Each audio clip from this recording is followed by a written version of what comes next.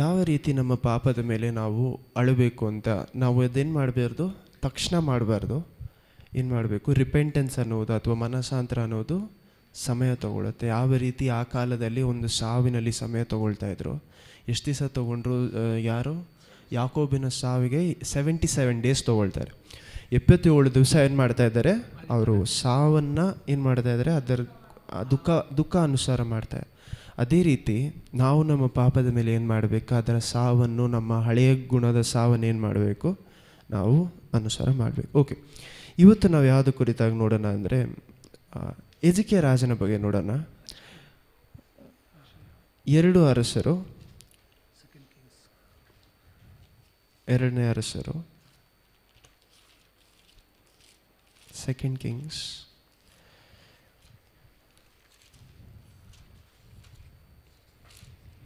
18ನೇ ಅಧ್ಯಾಯ 18. ಮೊದಲು 1ರಿಂದ 8 ಓದಿ. 2 ಅರಸರು 18ನೇ ಅಧ್ಯಾಯ 1ರಿಂದ 8, ಆಮೇಲೆ ಕಂಟಿನ್ಯೂ ಮಾಡಿ ಓದೋಣ. ಕರ್ತನಿಗೆ ಸ್ತೋತ್ರವಾಗಲಿ. 2 ಅರಸುಗಳು 18ನೇ ಅಧ್ಯಾಯ ವಚನ 1ರಿಂದ 8 ತನಕ. ಇಸ್ರಾಯೇಲರ ಅರಸನು ಏಲನ ಮಗನೂ ಆದ ಹೋಶೇಯನ ಆಳ್ವಿಕೆಯ 3ನೇ ವರ್ಷದಲ್ಲಿ ಯೆಹೂದ ರಾಜನಾದ ಆಹಾಜನ ಮಗ ಹಿಜ್ಕೀಯನು ಆಳತೊಡಗಿದನು. ಇವನು ಪಟ್ಟಕ್ಕೆ ಬಂದಾಗ 25 ವರ್ಷದವನು ಆಗಿದ್ದು ಯೆರೂಸಲೇಮಿನಲ್ಲಿ 29 ವರ್ಷ ಆಳಿದನು. ಜಕರ್ಯನ ಮಗಳಾದ ಅಬಿ ಎಂಬಾಕೆಯು ಇವನ ತಾಯಿ. ಇವನು ಎಲ್ಲ ವಿಷಯಗಳಲ್ಲಿಯೂ ತನ್ನ ಪೂರ್ವಿಕರಾದ ದಾವೀದನಂತೆ ಕರ್ತರ ಚಿತ್ತ ಅನುಸಾರವಾಗಿ ನಡೆದನು. ಪೂಜಾ ಸ್ಥಳಗಳನ್ನು ಹಾಳು ಮಾಡಿ ಕಲ್ಲು ಕಂಬಗಳನ್ನು ಒಡೆದು ಆಶೇರ್ ವಿಗ್ರಹ ಸ್ತಂಭಗಳನ್ನು ಕಡಿದು ಹಾಕಿದನು. ಮೋಶೆಯು ಮಾಡಿಸಿದ ತಾಮ್ರ ಸರ್ಪವನ್ನು ಚೂರು ಚೂರು ಮಾಡಿದನು. ಇಸ್ರಾಯೇಲರು ಅದಕ್ಕೆ ಆವರೆಗೂ ಧೂಪ ಸುಡುತ್ತಿದ್ದರು. ಅದಕ್ಕೆ ನೆಹುಷ್ಟಾನ್ ಎಂಬ ಹೆಸರಿತ್ತು. ಇವನು ಇಸ್ರಾಯೇಲ್ ದೇವರಾದ ಕರ್ತನಲ್ಲಿ ಭರವಸೆ ಇಟ್ಟಿದ್ದನು. ಯೆಹೂದರಲ್ಲಿ ಇವನಿಗೆ ಸಮಾನನಾದ ಅರಸನು ಮುಂಚೆಯೂ ತರುವಾಯೂ ಇರಲಿಲ್ಲ. ಇದಲ್ಲದೆ ಇವನು ಕರ್ತನನ್ನೇ ಹೊಂದಿಕೊಂಡು ಆತನನ್ನೇ ಬಿಡದೆ ಹಿಂಬಾಲಿಸಿ ಆತನು ಮೋಶೆಯ ಮುಖಾಂತರವಾಗಿ ಅನುಗ್ರಹಿಸಿದ ಆಜ್ಞೆಯನ್ನು ಕೈಕೊಂಡನು. ಕರ್ತರು ಇವನ ಸಂಗಡ ಇದ್ದುದರಿಂದ ಎಲ್ಲಿಗೆ ಹೋದರೂ ಕೃತಾರ್ಥನಾಗಿ ಬರುತ್ತಿದ್ದನು. ಇವನು ಅಶ್ಶೂರದ ಅರಸನಿಗೆ ವಿರೋಧವಾಗಿ ತಿರುಗಿಬಿದ್ದು ಸ್ವತಂತ್ರನಾದನು. ಗಾಜ ಪ್ರಾಂತದವರೆಗೂ ವಾಸವಾಗಿದ್ದ ಫಿಲಿಸ್ಟೀಯರನ್ನು ಸೋಲಿಸಿ ಕಾವಲುಗಾರರ ಬುರುಜುಕ್ಕಿರುವ ಚಿಕ್ಕ ಹಳ್ಳಿ ಮೊದಲುಗೊಂಡು ಕೋಟೆ ಕೊತ್ತಲುಗಳುಳ್ಳ ಮಹಾನಗರವರೆಗೂ ಎಲ್ಲ ಊರುಗಳನ್ನು ಹಾಳು ಮಾಡಿದನು. ಆಮೇನ್. ಆಮೇನ್. ನಾವು ಎಜಿಕಿಯ ರಾಜನ ಬಗ್ಗೆ ನೋಡಬೇಕಾದ್ರೆ ಇದಕ್ಕೆ ಮೊದಲು ನಾವು ಯಾವುದರ ಕುರಿತಾಗಿ ನೋಡಿದ್ವಿ ಅಂದರೆ, ಅವರು ಯಾವ ರೀತಿ ದೇವರು ಅವರಿಗೆ ಎಕ್ಸ್ಟ್ರಾ ಏನು ಮಾಡ್ತಾರೆ, ಅವರಿಗೆ ಏಜ್ನ ಕೂಡಿಸಿ ಕೊಡ್ತಾರೆ. ದೇವರು ಅವರು ಕೇಳುವಾಗ ದೇವರು ಏನು ಮಾಡ್ತಾರೆ, ಎಷ್ಟು ವರ್ಷ ಕೂಡಿಸಿ ಕೊಡ್ತಾರೆ, 15 ವರ್ಷ ಏನು ಮಾಡ್ತಾರೆ ಕೂಡಿಸಿ ಕೊಡುವಂಥ ಅಂಥ ಮನುಷ್ಯ ಅಥವಾ ಅಂಥ ರಾಜ. ಇವಾಗ ಅವರ ಜೀವನದ ಕುರಿತಾಗಿ ನಾವು ನೋಡಬೇಕಾದ್ರೆ ಅದರಲ್ಲಿ ಒಂದು ಮುಖ್ಯವಾದ ಒಂದು ವಿಷಯ ಯಾವುದಂದರೆ, ಅಸರ್ಯ ರಾಜ ಯೂದನ ನೋಡಿ ಅಥವಾ ಈ ಎಜಿಕಿಯ ರಾಜನನ್ನು ನೋಡಿ ವಿರೋಧವಾಗಿ ಬರುವಾಗ ನಡೆಯುವಂಥ ಒಂದು ವಿಷಯ. ಇದನ್ನು ನಾವು ಯಾಕೆ ಅಷ್ಟು ಇಂಪಾರ್ಟೆಂಟಾಗಿ ನೋಡ್ಕೊಬೇಕಂದ್ರೆ, ಎಜಿಕಿಯ ರಾಜ ಮತ್ತು ಅಸರ್ಯ ರಾಜ ಅವನಿಗೆ ವಿರೋಧವಾಗಿ ಬಂದು ನೆಕ್ಸ್ಟ್ ಅದನ್ನು ಓದೋಣ. ಆದರೆ ಅದಕ್ಕೆ ಮೊದಲು ನೋಡಿ, ಎಜಿಕಿಯ ರಾಜ 25 ವರ್ಷ ಇರಬೇಕಾದ್ರೆ ರಾಜ ಆಗ್ತಾನೆ. ಅವನು 29 ಇಯರ್ಸ್ ಆಳ್ವಿಕೆ ಮಾಡ್ತಾನೆ. 29 ವರ್ಷ ಏನು ಮಾಡ್ತಾನೆ ಎಜಿಕಿಯ ರಾಜ ಆಳ್ವಿಕೆ ಮಾಡ್ತಾನೆ. ಈ 29 ವರ್ಷದಲ್ಲಿ 14 ಇಯರ್ಸ್ 14ನೇ ವರ್ಷ ಅವನ ಆಳ್ವಿಕೆ 14ನೇ ವರ್ಷ ಆಳ್ವಿಕೆ ಮಾಡ್ತಾ ಇರಬೇಕಾದ್ರೆ ಅವನಿಗೆ ಈ ರೀತಿ ಅದು ಒಂದು ಪ್ರಾಬ್ಲಮ್ ಬರುತ್ತೆ. ಯಾವುದಂದರೆ, ಈ ಇನ್ನೊಂದು ರಾಜ ಇಲ್ಲ ನೆಕ್ಸ್ಟ್ 13 ಬರುತ್ತೆ, ಅವನು 13ನೇ ವಾಕ್ಯದಲ್ಲಿ ಬರುತ್ತೆ. ಆ ಜಾಗದಲ್ಲಿ ಒಂದು ಅಸರ್ಯ ರಾಜ ಬಂದು ಅವನಿಗೆ ವಿರೋಧವಾಗಿ ಬರ್ತಾನೆ. ದೊಡ್ಡ ರಾಜ ಒಂದು ಅವನಿಗೆ ವಿರೋಧವಾಗಿ ಬರ್ತಾನೆ. ಇದನ್ನು ನಾವು ಆಮೇಲೆ ನೋಡೋಣ. ಆದರೆ ಎಜಿಕಿಯ ರಾಜ ಮಾಡುವಂಥ ಅನೇಕ ವಿಷಯದಲ್ಲಿ, ಎಜಿಕಿಯ ಅನ್ನುವಂಥ ರಾಜ ಅವನು ಒಂದು ಕೆಟ್ಟ ರಾಜನ ಮಗನಾಗಿದ್ದ. ಅವನ ಯಾವ ರಾಜನ ಮಗನಾಗಿದ್ದ ಅಂದರೆ, ಅವನು ಯೂದ ಅನ್ನುವಂಥ ಜಾಗದ ಮೇಲೆ, ಯೂದ ಯೆರೂಸಲೇಮ್ 2 ಜಾಗ ಇರುತ್ತೆ. ಯೂದ ಅನ್ನೋದು ದೊಡ್ಡ ಜಾಗ, ಯೆರೂಸಲೇಮ್ ಅನ್ನೋದು ಚಿಕ್ಕದು. ಯೂದ ಅನ್ನುವಂಥ ಜಾಗದಲ್ಲಿ ಆಹಾಜ್ ಅನ್ನುವಂಥ ರಾಜ ಇರ್ತಾನೆ. ಅವನ ಮಗ ಯಾರು, ಎಜಿಕಿಯ. ಆಹಾಜ್ ತುಂಬ ಕೆಟ್ಟವನಾಗಿರ್ತಾನೆ.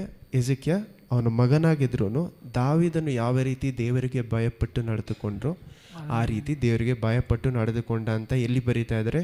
ಇಲ್ಲಿ 2ನೇ ಅರಸರು 18ನೇ ಅಧ್ಯಾಯದಲ್ಲಿ ಬರೀತಾ ಇದ್ದಾರೆ. ಅವ್ನು ರಾಜ ಆಗಿದ ಮೇಲೆ ಮಾಡಿದಂಥ ಒಂದು ಮೊದಲನೇ ವಿಷಯ ಯಾವುದಂದರೆ ಐಡಲ್ಸ್, ವಿಗ್ರಹಗಳನ್ನೆಲ್ಲ ಏನು ಮಾಡ್ತಾ ಇದ್ದಾನೆ? ನಾಶ ಮಾಡ್ತಾನೆ. ದೇವರಿಗೆ ಬೇರೆ ಬೇರೆ ಕಡೆಯಲ್ಲಿ ಎಲ್ಲೆಲ್ಲ ಕಟ್ಟಿದ್ರು, ಏನು ಆಲ್ಟರ್ಸ್, ಬಲಿಪೀಠಗಳು ಎಲ್ಲೆಲ್ಲ ಕಟ್ಟಿದ್ರು, ಅದೆಲ್ಲವನ್ನ ಏನು ಮಾಡ್ತಾನೆ? ನಾಶ ಮಾಡ್ತಾನೆ. ಆದರೆ ಇನ್ನೊಂದು ವಿಷಯ ಮುಖ್ಯವಾಗಿ ನಾವೇನು ನೋಡ್ಕೊಬೇಕಂದ್ರೆ, ಈ ಬೇರೆ ಬೇರೆ ಕಡೆ ಆಲ್ಟರ್ಸ್ ಅಥವಾ ಬಲಿಪೀಠಗಳನ್ನು ಕಟ್ಟುವುದಕ್ಕೆ ಕಾರಣ ಯಾರಾಗಿದ್ದರು? ಸಾಲೊಮೋನನ ಮಗನಾಗಿದ್ದ ರೆಹಬೋಮ್ ಆದ ಮೇಲೆ ಅವನಿಗೆ ಬದಲಾಗಿ ಬಂದಂಥ ರಾಜ. ದೇವರು ಸಾಲೊಮೋನನ ಮಗನನ್ನು ಏನು ಮಾಡ್ತಾನೆ? ರಾಜನಾಗಿ ತೆಗೆದುಬಿಡ್ತಾರೆ. ರೆಹಬೋಮ್ ಅನ್ನುವಂಥ ರಾಜನ ಅವನ ತೆಗೆದುಬಿಟ್ಟು ಯೆರೂಸಲೇಮ್ ಅನ್ನೋಂಥ ಒಂದೇ ಜಾಗದಲ್ಲಿ ಮಾತ್ರ ಏನಾಗಿರ್ತಾನೆ? ಅವನು ರಾಜನಾಗಿರ್ತಾನೆ. ಮಿಕ್ಕಿದೆಲ್ಲನೂ ಎತ್ಕೊಟ್ಟು ದೇವರು ಬೇರೆ ಯಾರೋ ಇನ್ನೊಂದು ರಾಜನಿಗೆ ಕೊಡ್ತಾರೆ. ಬೇರೆ ರಾಜನಿಗೆ ಕೊಟ್ಟ ಮೇಲೆ ಆ ರಾಜನಿಗೆ ಏನಂದರೆ, ಇಲ್ಲಿರುವಂಥ ಜನರೆಲ್ಲ ದೇವರು ಎಲ್ಲಿ ಆರಾಧನೆ ಮಾಡಬೇಕು ಅಂತ ಹೇಳಿರ್ತಾರೆ? ಯೆರೂಸಲೇಮಲ್ಲಿ ಮಾತ್ರ ಆರಾಧನೆ ಮಾಡು ಅಂತ ಹೇಳಿರ್ತಾರೆ. ಆದರೆ ಈ ರಾಜನಿಗೆ ಏನು ಭಯ ಆಗತ್ತಂದರೆ, ಇವರೆಲ್ಲರೂ ಯೆರೂಸಲೇಮ್ಗೆ ಹೋಗಿ ಆರಾಧನೆ ಮಾಡಿದ್ರೆ ತಿರುಗಿ ಎಲ್ಲ ಎತ್ಕೊಂಡೋಗಿ ಯೂದ, ಈ ಜಾಗ ನನ್ನ ಜಾಗ ಎಲ್ಲ ಏನು ಮಾಡ್ತಾರೆ? ಎತ್ಕೊಂಡೋಗಿ ಯೆರೂಸಲೇಮ್ ಅವ್ರಿಗೆ ಕೊಟ್ಬಿಡ್ತಾರೆ ಅನ್ನುವಂಥ ಒಂದು ಕಾರಣದಿಂದ ಆ ರಾಜ ಏನು ಮಾಡ್ತಾನೆ ಅಂದರೆ, ಯೂದ ಅಲ್ಲಿ ಬೇರೆ ಬೇರೆ ಕಡೆಯಲ್ಲಿ ದೇವರಿಗೆ ಏನು ಮಾಡ್ತಾನೆ? ಬಲಿಪೀಠವನ್ನು ಕಟ್ಟಕ್ಕೆ ಪ್ರಾರಂಭಿಸ್ತಾನೆ. ನೋಡಿ, ನಾವು ಸಹ ದೇವರಿಗೆ ಏನು ಮಾಡ್ಬೋದು? ನಾನು ಮನೆಯಲ್ಲೇ ಎತ್ಕೊಂಡು ಆರಾಧನೆ ಮಾಡ್ತೀನಿ, ಅಥವಾ ನಾವು ಈ ಜಾಗದಲ್ಲಿ ಹೋಗಿ ಆರಾಧನೆ ಮಾಡ್ತೀನಿ ಅಂತ ನಾವು ಹೇಳುವುದು. ನೀವು ಮನೇಲಿ ಆರಾಧನೆ ಮಾಡ್ಬೋದು, ಬೇರೆ ಕಡೆಯಲ್ಲಿ ದೇವರು ಬಲಿಪೀಠ ಕಟ್ಟಿ ಆರಾಧನೆ ಮಾಡು ಅಂತ ಹೇಳಿಲ್ಲ, ಮಾಡಬಾರ್ದು ಅಂತ ಹೇಳಿಲ್ಲ. ಆದರೆ ದೇವರು ಕೊಟ್ಟಿರುವಂಥ ಜಾಗದಲ್ಲಿ ನಾವು ಹೋಗಿ ಆರಾಧನೆ ಮಾಡೋದಕ್ಕೆ ಕಾರಣ, ನಾನು ಸಭೆ ಅಂದರೆ ಆ ಜಾಗದ ಕುರಿತಾಗಿ ಮಾತಾಡ್ತಾ ಇಲ್ಲ, ಆ ಸಭೆಯಾಗಿ ಸೇರಿ ಬರುವುದ ಕುರಿತಾಗಿ ಮಾತಾಡ್ತಾ ಇದ್ದೀನಿ. ನೋಡಿ, ನಾವೆಲ್ಲರೂ ಏನು ಮಾಡ್ತೀವಿ ಅಂದರೆ, ಈ ಜಾಗದಲ್ಲಿ ಇದು ಬಲಿಪೀಠ ಅಥವಾ ಕೆಳಗಡೆ ನಿಂತ್ಕೊ ಅದು ಬಲಿಪೀಠ, ಸಭೆ ಅನ್ನುವುದು ಬಲಿಪೀಠ ಅದಲ್ಲ. ಇಲ್ಲಿ ನಾವೆಲ್ಲರೂ ಒಂದು ಸೇರಿ ಬರ್ತೀವೋ ಆ ಜಾಗ ದೇವರಿಗೆ ಏನಾಗ್ತಾ ಇದೆ? ಬಲಿಪೀಠ ಆಗ್ತಾ ಇದೆ. ಹಲ್ಲೆಲೂಯಾ. ದೇವರಿಗೆ. ಆದರೆ ಆ ಕಾಲದಲ್ಲಿ ದೇವರು ಯೆರೂಸಲೇಮ್ನ ಏನು ಮಾಡಿದರು? ಕರೆಕ್ಟಾಗಿ ಒಂದು ಜಾಗವಾಗಿ ಹಳೆಯ ಒಡಂಬಡಿಕೆಯಲ್ಲಿ ಏನು ಮಾಡಿದರು? ದೇವರು ಇಟ್ಟಿದ್ರು. ಆದರೆ ಈ ರಾಜ ಭಯಪಟ್ಕೊಂಡು ಏನು ಮಾಡ್ತಾನೆ ಅಂದರೆ, ಬೇರೆ ಬೇರೆ ಕಡೆ ಯೂದಲ್ಲೆಲ್ಲ ಏನು ಮಾಡ್ತಾನೆ? ಬಲಿಪೀಠಗಳನ್ನು ಕಟ್ಟಿ, ಅದಾದಮೇಲೆ ಏನಾಗುತ್ತೆ ಅಂದರೆ, ದೇವರಿಗೆ ವಿರೋಧವಾಗಿ ಈ ರಾಜ, ದೇವರು ನಿಲ್ಲಿಸಿದ ರಾಜ ಏನು ಮಾಡ್ತಾನೆ? ಹೋಗೋಕ್ಕೆ ಪ್ರಾರಂಭಿಸ್ತಾನೆ. ಇದೆಲ್ಲ ಆದ ಮೇಲೇ ಆವಾಗಿಂದ ಏನಾಗ್ತಾ ಇದೆ ಅಂದರೆ, ಯೂದ ಅನ್ನುವಂಥ ಜಾಗದಲ್ಲಿ ಇರುವಂಥ ಎಲ್ಲ ಜನರು ಏನು ಮಾಡ್ತಾ ಇದ್ದಾರೆ? ತಪ್ಪಾದ ದಾರಿಯಲ್ಲಿ ಹೋಗೋಕ್ಕೆ ಪ್ರಾರಂಭಿಸ್ತಾರೆ. ಓಕೆ, ಇದು ನಮಗೆ ಹಿಸ್ಟ್ರಿ ಕಾಂಟೆಕ್ಸ್ಟ್ ಬೇಕಾಗಿತ್ತು. ಇವಾಗ ಈ ಜಾಗದಲ್ಲಿ ಏನು ಮಾಡ್ತಾ ಇದೆ ಅಂದರೆ, 4ನೇ ವಾಕ್ಯ ಮಾತ್ರ ಓದಿ. 2 ಅರಸರು 18:4. 2 ಅರಸರು 18ನೇ ವಚನ 4. ಪೂಜಾ ಸ್ಥಳಗಳನ್ನು ಹಾಳು ಮಾಡಿ ಕಲ್ಲು ಕಂಬಗಳನ್ನು ಒಡೆದು ಆಶೇರ್ ವಿಗ್ರಹ ಸ್ತಂಭಗಳನ್ನು ಕಡಿದು ಹಾಕಿದನು. ಮೋಶೆಯು ಮಾಡಿಸಿದ ತಾಮ್ರ ಸರ್ಪವನ್ನು ಚೂರು ಮಾಡಿದನು. ಇಸ್ರಾಯೇಲರು ಅದಕ್ಕೆ ಈವರೆಗೂ ಧೂಪ ಸುಡುತ್ತಿದ್ದರು. ಅದಕ್ಕೆ ನೆಹುಷ್ಟಾನ್ ಎಂಬ ಹೆಸರು ಇತ್ತು. ಇವನು ಇಸ್ರಾಯೇಲರ ದೇವರಾದ ಕರ್ತನಲ್ಲಿ ಭರವಸೆ ಇಟ್ಟಿದ್ದನು. ಆಮೇಲೆ ಏನು ಮಾಡ್ತಾ? ನೆಹುಷ್ತಾನ್ ಅಂದರೆ, ನೀವು ನಂಬರ್ಸ್ಗೆ ಏನು ಹೇಳ್ತೀರಾ? ಅರಣ್ಯಕಾಂಡ 29ರಲ್ಲಿ ನೀವು ಮನೇಲಿ ಹೋಗಿ ಓದ್ಕೊಳ್ಳಿ. ಆ ಜಾಗದಲ್ಲಿ ಮೋಸೆ ಏನು ಮಾಡಿರ್ತಾರೆ ಅಂದರೆ, ಒಂದು ಬ್ರಾನ್ಸ್ಗೆ ಏನು ಹೇಳ್ತೀರಾ? ಇವಾಗಲೂ ಓದಿದ್ರಲ್ಲ, ತಾಮ್ರದ ಆ ಒಂದು ಸ್ನೇಕ್ನ ಏನು ಮಾಡಿರ್ತಾರೆ ಅಂದರೆ, ಒಂದು ಪೋಲ್ ಮೇಲೆ ಯಾವ ರೀತಿ ಒಂದು ಶಿಲುಬೆಯಲ್ಲಿ ಯೇಸು ಕ್ರಿಸ್ತ, ಯಾಕಂದರೆ ಇದನ್ನು ಮತ್ತೆಯೂ ನೀವು 3ನೇ ಅಧ್ಯಾಯದಲ್ಲಿ ಆಮೇಲೆ ಮನೇಲಿ ಹೋಗಿ ಓದ್ಕೊಬೋದು, ಅಲ್ಲಿನೂ ಅದನ್ನೇ ಹೇಳ್ತಾರೆ. ಮತ್ತೆ ಅಲ್ಲಿ ಏನು ಹೇಳ್ತಾರೆ ಅಂದರೆ, ಯಾವ ರೀತಿ ಅರಣ್ಯದಲ್ಲಿ ಏನಾಗುತ್ತೆ, ಅರಣ್ಯದಲ್ಲಿ ಯಾವ ರೀತಿ ಆ ಒಂದು ಪೋಲ್ನ ಅದು ಒಂದು ವಾಕ್ಯ ಓದ್ಬಿಡೋಣ. ಮತ್ತೆಯಲ್ಲ ಸರ್, ಯೋಹಾನ 3ನೇ ಅಧ್ಯಾಯ 14 ಮತ್ತೆಯೂ ಬೇರೆ ಕಡೆ ಬರುತ್ತೆ. ಯೋಹಾನ 3ನೇ ಅಧ್ಯಾಯ 14 ಮತ್ತು 15.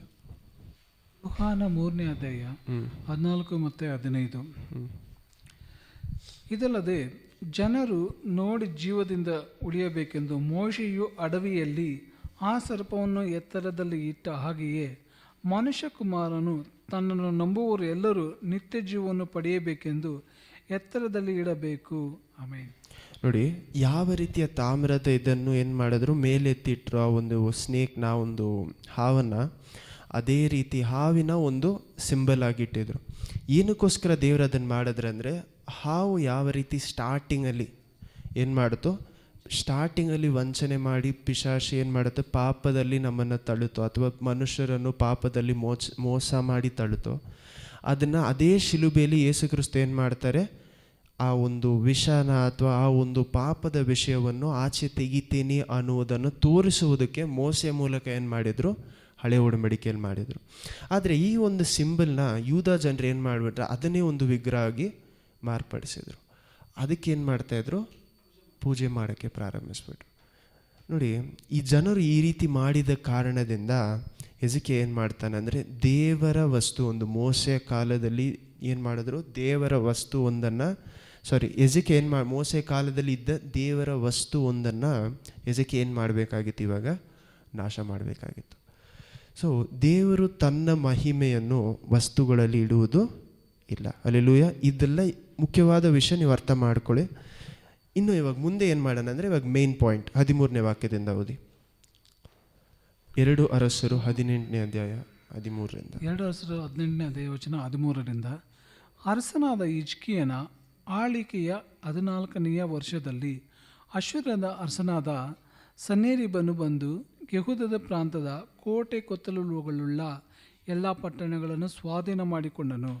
ಆಗ ಯೆಹೂದದ ಅರಸನಾದ ಹಿಜ್ಕೀಯನು ಲಾಕೇಶಿನಲ್ಲಿ ಇದ್ದ ಅಶ್ಶೂರದ ಅರಸನ ಬಳಿಗೆ ದೂತರನ್ನು ಕಳುಹಿಸಿ ಅವನಿಗೆ, ನಾನು ಅಪರಾಧಿ, ನೀನು ನನ್ನನ್ನು ಬಿಟ್ಟು ಹೋಗು, ನೀನು ನನಗೆ ವಿಧಿಸುವಷ್ಟು ಕೊಡುತ್ತೇನೆ ಎಂದು ಹೇಳಿ ಕಳುಹಿಸಿದನು.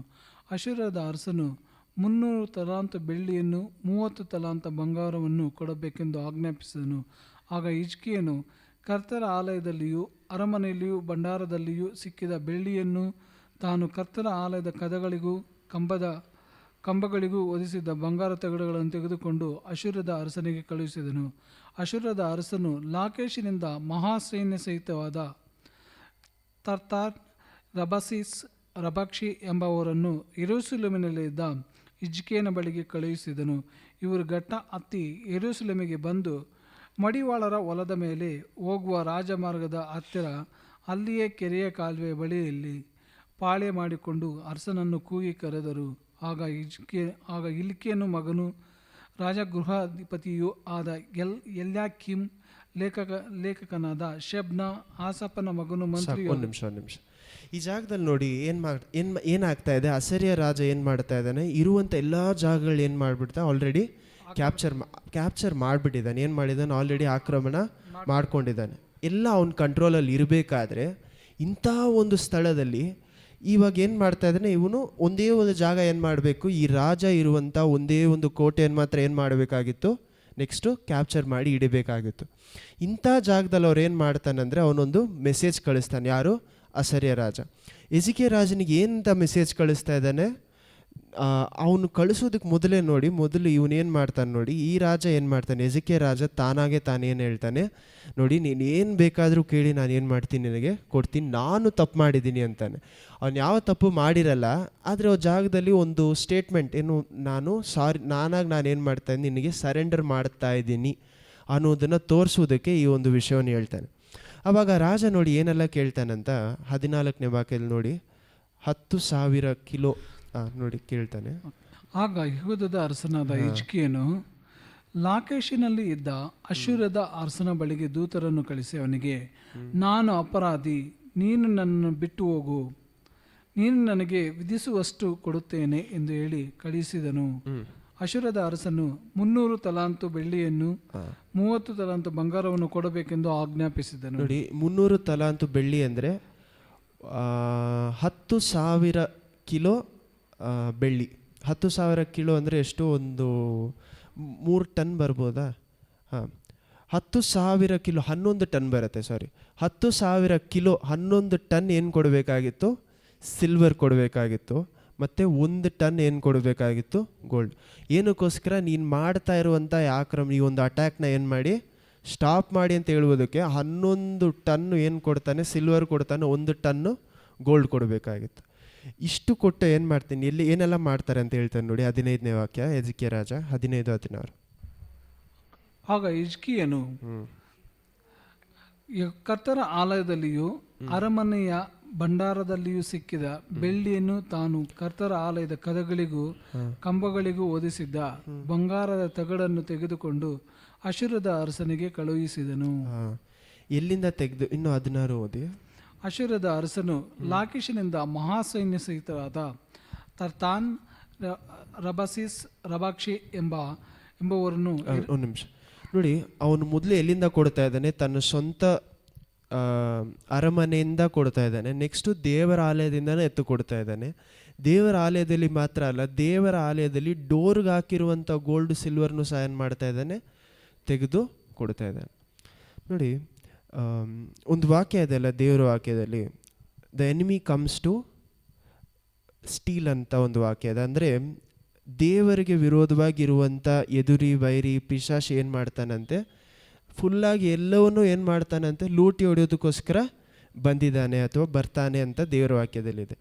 ಅದೇ ರೀತಿ ಈ ಜಾಗದಲ್ಲಿ ಆ ಒಂದು ರಾಜ ಏನು ಮಾಡ್ತಾನೆ, ಅಥವಾ ರಾಜನೇ ಅವನಿಗೆ ಏನು ಮಾಡ್ತಾನೆ, ನೀನು ಈ ಒಂದು ಅಟ್ಯಾಕ್ನ ಸ್ಟಾಪ್ ಮಾಡು ಅಂತ ಇರುವಂಥ ಎಲ್ಲ ಸಿಲ್ವರ್ ಎಲ್ಲ ಅವನು ಎಷ್ಟು ಸಂಪತ್ತಲ್ಲಿ ಇದ್ದಿದ್ರೆ, ದೇವರು ಅವನು ಎಷ್ಟು ಆಶೀರ್ವದಿಸಿದರೆ ಆ ಜಾಗದಲ್ಲಿ ಅವನಿಂದ 11 ಟನ್ನು ಸಿಲ್ವರು, 1 ಟನ್ನು ಗೋಲ್ಡು ಕೊಡೋಕ್ಕೆ ಸಾಧ್ಯವಾಗಿತ್ತು. 1000 ಕಿಲೋ ಏನು ಮಾಡ್ತಾ ಇದ್ದಾನೆ? ಗೋಲ್ಡ್ ಎತ್ಕೊಂಡೋಗಿ ಕೊಡ್ತಾ ಇದ್ದಾನೆ. ಅಷ್ಟು ಕೊಟ್ಟ ಮೇಲೇನು ನೆಕ್ಸ್ಟ್ ಏನಾಗ್ತಾ ಇದೆ ನೋಡಿ, 17 18 ಕಂಟಿನ್ಯೂ ಮಾಡಿ ಓದಿ, ಮೇನ್ ಪಾಯಿಂಟ್ಸ್ ಓದಿ.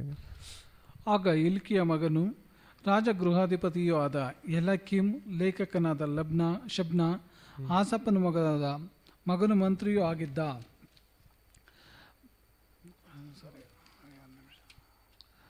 ಯೋವ ಎಂಬುವರು ಬಂದರು. ರಬಾಕ್ಷಿಯು ಅವರಿಗೆ, ನೀವು ಹೋಗಿ ಹಿಜ್ಕೀಯನಿಗೆ ಮಹಾರಾಜನಾದ ಅಶೂರದ ಅರಸರ ಮಾತುಗಳನ್ನು ತಿಳಿಸಿರಿ. ಅವನು ನಿನ್ನ ಭರವಸೆಗೆ ಯಾವ ಆಧಾರ ಉಂಟು? ಬರೀ ಒಂದು ಬಾಯಿ ಮಾತಿನ ಮೇಲೆ ಯುದ್ಧಕ್ಕೆ ಬೇಕಾದ ವಿವೇಕ ಬಲವೂ ಉಂಟೆಂದು ಅಂದುಕೊಳ್ಳುತ್ತಿ. ನೀನು ಯಾರನ್ನು ನಂಬಿಕೊಂಡು ನನಗೆ ವಿರುದ್ಧವಾಗಿ ತಿರುಗಿ ಬಿದ್ದಿದ್ದಿ? ಜಜ್ಜಿದ ದಂಟಿಗೆ ಸಮಾನವಾಗಿರುವ ಐಗುಪ್ತದಲ್ಲಿ ಭರವಸೆ ಬಿಟ್ಟು ಇರುತ್ತಿರುವಷ್ಟೇ. ಒಬ್ಬನು ಅಂತ ದಂಟಿನ ಮೇಲೆ ಕೈಯೂರಿಕೊಳ್ಳುವುದಾದರೆ ಅದು ಅವನ ಕೈಯನ್ನು ತಿವಿದು ಒಳಗೆ ಹೋಗುತ್ತದಲ್ಲವೇ?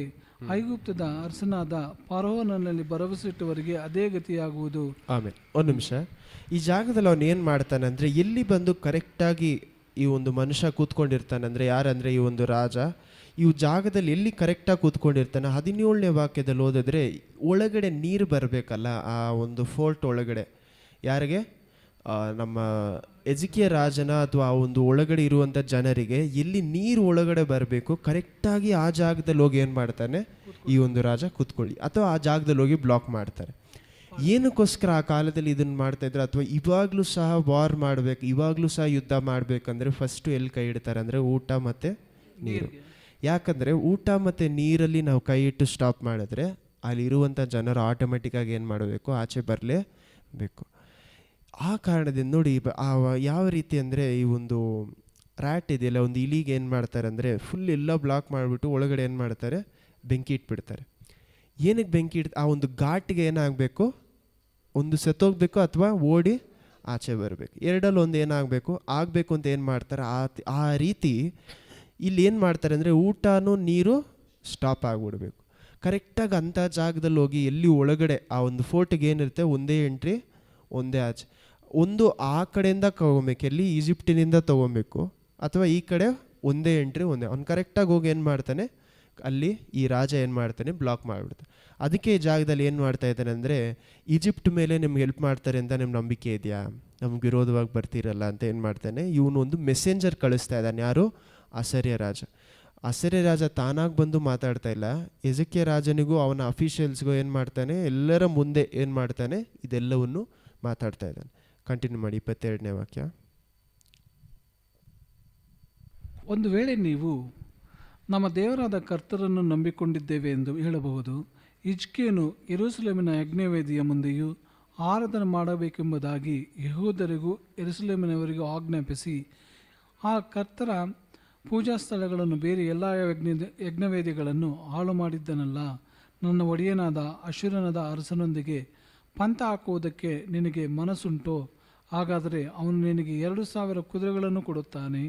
ನೀನು ಎಷ್ಟು ಮಂದಿ ಸವಾರರನ್ನು ಅವುಗಳ ಮೇಲೆ ಕುಳ್ಳಿರಿಸಿಕೊಳ್ಳುವಿ.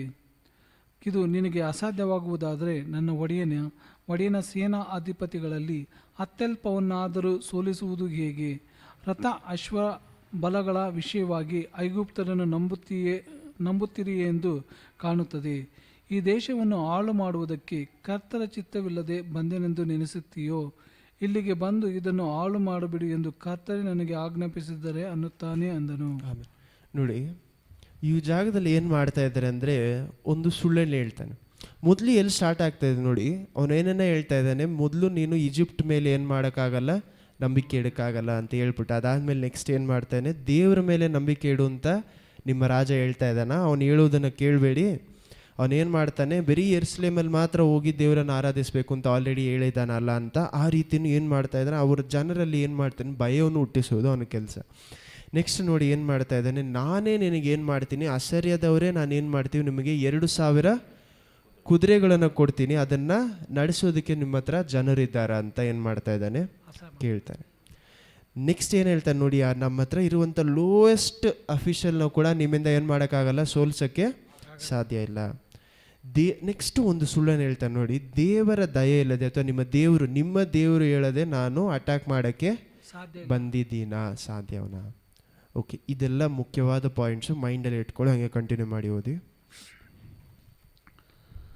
ಆಗ ಇಲ್ಕೇನ ಮಗನಾದ ಎಲಕಿಮ್, ಶಬ್ನ, ಯೋಹ ಎಂಬುವರು ರಬಕ್ಷೆಗೆ, ನೀನು ಮಾತನಾಡುವುದು ಪೌಳಿಗೋಡೆಯ ಮೇಲಿರುವವರಿಗೆ ಕೇಳಿಸುತ್ತದೆ.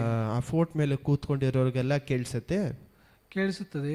ಆದ್ದರಿಂದ ದಯವಿಟ್ಟು ನಿನ್ನ ಸೇವಕರಾದ ನಮ್ಮೊಡನೆ ಅರಮ್ಯ ಭಾಷೆಯಲ್ಲಿ ಮಾತಾಡು, ಅದು ನಮಗೆ ತಿಳಿಯುತ್ತದೆ. ಆದರೆ ಯೂದಾಯ ಭಾಷೆಯಲ್ಲಿ ಮಾತಾಡಬೇಡ ಎಂದು ಹೇಳಿದರು. ಅದಕ್ಕೆ ರಬಕ್ಷೆಯು, ನನ್ನ ಯಜಮಾನನು ನಿಮ್ಮ ಸಂಗಡವಾಗಲಿ ನಿಮ್ಮ ಒಡೆಯನ ಸಂಗಡವಾಗಲಿ ಮಾತಾಡಬೇಕೆಂದು ನನ್ನನ್ನು ಕಳುಹಿಸಲಿಲ್ಲ. ಈ ಗೋಡೆಯ ಮೇಲೆ ಕೂತಿರುವ ಜನರ ಸಂಗಡ ಮಾತಾಡುವುದಕ್ಕೋಸ್ಕರ ಕಳುಹಿಸಿದ್ದಾನೆ. ಅವರು ನಿಮ್ಮೊಡನೆ ಇದ್ದರೆ ಸ್ವಂತ ಮಲವನ್ನು ತಿಂದು ಸ್ವಂತ ಮೂತ್ರವನ್ನು ಕುಡಿಯಬೇಕಾಗುವುದು ಎಂದು ಉತ್ತರ ಕೊಟ್ಟು, ಎದ್ದು ಗೋಡೆಯ ಮೇಲೆ ನಿಂತವರಿಗೆ ಯೂದ ಭಾಷೆಯಲ್ಲಿ, ಅಶ್ಶೂರದ ಮಹಾರಾಜನ ಮಾತನ್ನು ಕೇಳಿರಿ. ಅವನು ನಿಮಗೆ ಹಿಜ್ಕೀಯನಿಂದ ಮೋಸವಾಗಬೇಡಿರಿ, ಅವನು ನಿಮ್ಮನ್ನು ನನ್ನ ಕೈಯಿಂದ ಬಿಡಿಸಲಾರನು. ಹಿಜ್ಕೀಯನು ನಿಮಗೆ, ಕರ್ತರನ್ನು ನಂಬಿರಿ, ಅವರು ನಮ್ಮನ್ನು ಹೇಗೂ ರಕ್ಷಿಸುವರು. ಈ ಪಟ್ಟಣವು ಅಶ್ಶೂರದ ಅರಸನ ವಶವಾಗುವುದಿಲ್ಲ ಎಂಬುದಾಗಿ ಹೇಳಿದರೆ ಅವನಿಗೆ ಕಿವಿಗೊಡಬೇಡಿರಿ, ಒಪ್ಪಬೇಡಿರಿ. ಅಶ್ಶೂರದ ಅರಸನಾದ ನನ್ನ ಮಾತನ್ನು ಕೇಳಿರಿ. ನನ್ನೊಡನೆ ಒಡಂಬಡಿಕೆ ಮಾಡಿಕೊಂಡು ನನ್ನ ಆಶ್ರಯದಲ್ಲಿ ಸೇರಿರಿ. ನಿಮ್ಮಲ್ಲಿ ಪ್ರತಿಯೊಬ್ಬನು ತನ್ನ ಅಂಜೂರ ಮರ, ದ್ರಾಕ್ಷಲತೆ ಇವುಗಳ ಹಣ್ಣುಗಳನ್ನು ತಿಂದು ತನ್ನ ಬಾವಿಯ ನೀರನ್ನು ಕುಡಿಯುವನು. ಸ್ವಲ್ಪ ಕಾಲವಾದ ನಂತರ ನಾನು ಬಂದು ನಿಮ್ಮನ್ನು ಧಾನ್ಯ, ದ್ರಾಕ್ಷಿರಸ, ಆಹಾರ, ದ್ರಾಕ್ಷ ತೋಟ, ಎಣ್ಣೆ ಮರ, ಜೇನುತುಪ್ಪ ಇವು ಸಮೃದ್ಧಿಯಾಗಿರುವ ನಿಮ್ಮ ದೇಶಕ್ಕೆ ಸಮಾನನಾದ ಇನ್ನೊಂದು ದೇಶಕ್ಕೆ ಕರೆದುಕೊಂಡು ಹೋಗುವೆನು. ನೀವು ಸಾಯುವುದಿಲ್ಲ, ಬಂದು ಬದುಕುವಿರಿ. ಕರ್ತರು ನಮ್ಮನ್ನು ರಕ್ಷಿಸುವನೆಂದು ನಂಬಿಕೆಯನ್ನು ನಿಮ್ಮಲ್ಲಿ ಹುಟ್ಟಿಸುವುದಕ್ಕೆ ಪ್ರಯತ್ನಿಸುವ ಹಿಜ್ಕೀಯನಿಗೆ ಕಿವಿಗೊಡಿರಿ. ಯಾವ ಜನಾಂಗದ ದೇವತೆಯು ತನ್ನ ದೇಶವನ್ನು ಅಶ್ಶೂರದ ಅರಸನ ಕೈಗೆ ಸಿಕ್ಕದಂತೆ ತಪ್ಪಿಸಿ ಕಾಪಾಡಿತು. ಹಮಾತ್, ಅರ್ಪಾದ್, ಸೆಫಾವರಿಯಂ, ಇವ ಎಂಬ ಪಟ್ಟಣಗಳ ದೇವತೆಗಳು ಏನಾದವು? ಅವು ಸಮಾರ್ಯವನ್ನು ನನ್ನ ಕೈಗೆ ಸಿಕ್ಕದಂತೆ ತಪ್ಪಿಸಿದವು. ಯಾವ ಜನಾಂಗದ ದೇವತೆಯಾದರೂ ತನ್ನ ದೇಶವನ್ನು ನನ್ನ ಕೈಯಿಂದ ಬಿಡಿಸಲಾರದೆ ಹೋದ ಮೇಲೆ ಕರ್ತರು ಯೆರೂಸಲೇಮನ್ನು ನನ್ನ ಕೈಗೆ ಸಿಕ್ಕದಂತೆ ತಪ್ಪಿಸಿ ಕಾಪಾಡುವನೋ ಅನ್ನುತ್ತಾನೆ ಎಂದು ಹೇಳಿದನು. ಆ ಸೇನಾಧಿಪತಿಗಳಿಗೆ ಯಾವ ಉತ್ತರವನ್ನು ಕೊಡಬಾರದೆಂದು ಅರಸನು ತನ್ನ ಪ್ರಜೆಗಳಿಗೆ ಆಜ್ಞಾಪಿಸಿದ್ದರಿಂದ ಅವರು ಸುಮ್ಮನಿದ್ದರು, ಏನೂ ಅನ್ನಲಿಲ್ಲ. ಇಲಿಕೇನು ಮಗನು, ರಾಜ ಗೃಹಾಧಿಪತಿಯೂ ಆಗಿದ್ದ ಎಲಾಕಿಮ್, ಲೇಖಕನಾದ ಶಬ್ನ, ಆಸಫನ ಮಗನು, ಮಂತ್ರಿಯೂ ಆಗಿದ್ದ ಯೋಹ ಎಂಬುವರು ತಮ್ಮ ಬಟ್ಟೆಗಳನ್ನು ಹರಕೊಂಡು ಅರಸನಾದ ಹಿಜ್ಕೀಯನ ಬಳಿಗೆ ಬಂದು ಅವನಿಗೆ ರಬಕ್ಷೆಯ ಮಾತುಗಳನ್ನು ತಿಳಿಸಿದರು. ಆಮೇಲೆ ನಾವು ಈ ಚಾಪ್ಟರ್ನ ಏನಕ್ಕೋಸ್ಕರ ಪರ್ಟಿಕ್ಯುಲರ್ ಆಗಿ ತಗೊಂಡೆ ಅಂದರೆ, ಈ ಜಾಗದಲ್ಲಿ ನಾವು ಬರೀ ಈ 2 ರಾಜರ ಕುರಿತಾಗಿ ಅಥವಾ 2 ರಾಜರ ನಡುವೆ ನಡೀತಾ ಇರುವಂಥ ಒಂದು ವಾರಾಗಿ ನಾವು ನೋಡ್ಬೋದು. ಓಕೆ, ಒಂದು ಫಿಸಿಕಲ್ ಸೆನ್ಸಲ್ಲಿ ಅಥವಾ ನಾವು ಓದಬೇಕಾದ್ರೆ ಎರಡು ರಾಜರ ನಡುವೆ ನಡೀತಾ ಇರುವಂಥ ಒಂದು ಏನು ಜಗಳ ಅಥವಾ ಒಂದು ವಾರ್ ಅಂತ ಇಟ್ಕೊಳ್ಳಿ, ಒಂದು ಯುದ್ಧ ಅಂತ ಇಟ್ಕೊಳ್ಳಿ. ಆದರೆ ನಾವು ಇನ್ನೂ ಸ್ವಲ್ಪ ಡೀಪಾಗಿ ದೇವರ ವಾಕ್ಯವನ್ನು ಓದಬೇಕಾದ್ರೆ, ಅರ್ಥ ಮಾಡ್ಕೊಬೇಕಾದ್ರೆ, ಯಾವುದೇ ಒಂದು ವಿಷಯವನ್ನು ಬರೀ ನಾವು ಫಿಸಿಕಲ್ ಸೆನ್ಸಲ್ಲಿ ಅಥವಾ ನಮ್ಮ ಮಾಂಸದ ಕಣ್ಣಲ್ಲಿ ಮಾತ್ರ ಏನು ಮಾಡಬಾರ್ದು, ನೋಡಬಾರ್ದು. ದೇವರ ವಾಕ್ಯವನ್ನು ಓದಬೇಕಾದ್ರೆ ಒಂದು ಅದರ ಲಿಟ್ರಲ್ ಮೀನಿಂಗ್, ಮೊದಲು ಏನು ಹೇಳ್ತಾ ಇದೆ, ಆ ಜಾಗದಲ್ಲಿ ಏನನ್ನ ಹೇಳೋಕ್ಕೆ ಬರ್ತಾ ಇದೆ ಅಂತ ಏನು ಮಾಡಬೇಕು, ಕಥೆಯನ್ನು ಏನು ಮಾಡ್ಕೊಬೇಕು, ಅಥವಾ ಆ ಜಾಗದಲ್ಲಿ ಬರೆದಿರುವುದನ್ನು ಅರ್ಥ ಮಾಡ್ಕೊಬೇಕು. ಅದಾದ ಮೇಲೆ ನಾವು ಆತ್ಮಿಕ ರೀತಿಯಲ್ಲಿ ಏನು ಮಾಡಬೇಕು, ಅದರ ಅರ್ಥವನ್ನು ಅರ್ಥ ಮಾಡಿಕೊಳ್ಳೋಕ್ಕೆ ಪ್ರಾರಂಭಿಸಬೇಕು. ನೋಡಿ, ನಾವು ಫಿಸಿಕಲ್ ಸೆನ್ಸಲ್ಲಿ ನೋಡಬೇಕಾದ್ರೆ ಅಥವಾ ನಮ್ಮ ಕಣ್ಗಳಲ್ಲಿ ನಾವು ದೇವರ ವಾಕ್ಯವನ್ನು ಓದಿ ಈ ಒಂದು ವಿಷಯವನ್ನು, ಈ ಒಂದು ಸಂಘಟನೆಯನ್ನು ನಾವು ಓದಬೇಕಾದ್ರೆ ನಮಗೆ ಬೇರೆ ಏನು ಅರ್ಥ ಆಗುತ್ತೆ, ಎರಡು ರಾಜರು, ಎರಡು ದೇಶಗಳು ಏನು ಮಾಡ್ತಾ ಇದ್ದಾರೆ, ಜಗಳ ಆಡ್ತಾ ಇದ್ದಾರೆ. ಸುಮ್ಮನೆ 2,000 ಕುದುರೆಗಳನ್ನು ಕೊಡಬೇಕಾದ್ರೆ ಅವನು ಎಷ್ಟು ದೊಡ್ಡ ಪಡೆ ಅಥವಾ ಎಷ್ಟು ದೊಡ್ಡ ಆರ್ಮಿ ಇಟ್ಕೊಂಡು ಆ ಜಾಗಕ್ಕೆ ಬಂದಿರಬೇಕು. ಆದರೆ ಆತ್ಮಿಕ ರೀತಿಯಲ್ಲಿ ನಾವು ನೋಡಬೇಕಾದ್ರೆ ಪಿಶಾಚಿನೂ ಸಹ ನಮ್ಮ ಜೊತೆ ಒಂದು ಯಾಕಂದರೆ ನೋಡಿ, ಎಫೆಷನ್ಸ್ 6ನೇ ಅಧ್ಯಾಯದಲ್ಲಿ ಏನು ಹೇಳ್ತಾರೆ ಅಂದರೆ, ನಿಮ್ಮ ಜಗಳನೂ ಬರೀ ಮಾಂಸದ ಜೊತೆನೂ ಜನರ ಜೊತೆ, ಮನುಷ್ಯರ ಜೊತೆ ಅಲ್ಲ, ಯಾವುದರ ಜೊತೆ ಇದೆ ಅಂತೆ ಓದಿ ಆ ವಾಕ್ಯನು. ಮತ್ತು ಎಫೆಷನ್ಸ್ 6ನೇ ಅಧ್ಯಾಯ 18, 19, 20 ಆ ಒಂದು ಇದರಲ್ಲಿ ಬರುತ್ತೆ. ಎಫೆಷನ್ಸ್ 6ನೇ ಅಧ್ಯಾಯ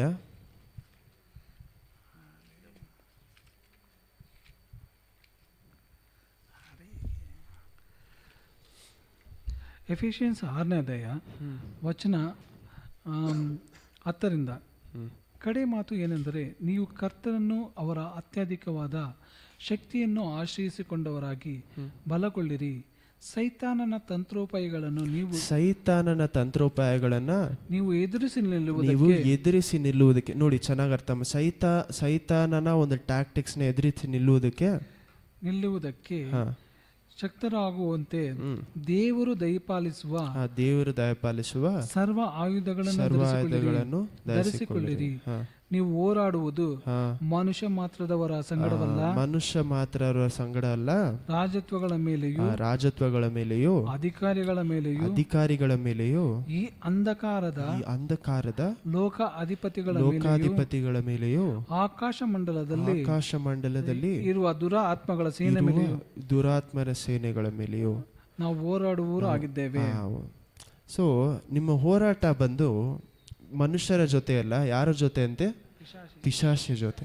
ಪಿಶಾಚಿ ಅಂದರೆ ನಾವು ಒಂದು ವಿಷಯ ಮಾತ್ರ ಅಲ್ಲ. ನೋಡಿ, ನಾವೇನು ಅಂದ್ಕೊಳ್ತೀವಿ, ಪಿಶಾಚಿ ಅಂದರೆ ಬರೀ ಒಂದು ಕೊಂಬಿಟ್ಕೊಂಡು ಎರಡು ಆ ರೀತಿ ಅಲ್ಲ. ಪಿಶಾಚಿಯಲ್ಲೇ ಏನಿದೆ, ಅವನಿಗೆ ಅಂತ ಒಂದು ದೊಡ್ಡ ಸೈನ್ಯ ಇದೆ. ಸೈನ್ಯದಲ್ಲಿ ಏನೆಲ್ಲ ಇದೆ, ಅಲ್ಲಿ ಏನೆಲ್ಲ ಹೇಳ್ತಾ ಇದ್ದಾರೆ ನೋಡಿ, ಏನೆಲ್ಲ ಇದೆ ಅಂತ ಹೇಳ್ತಾ ಇದ್ದಾರೆ.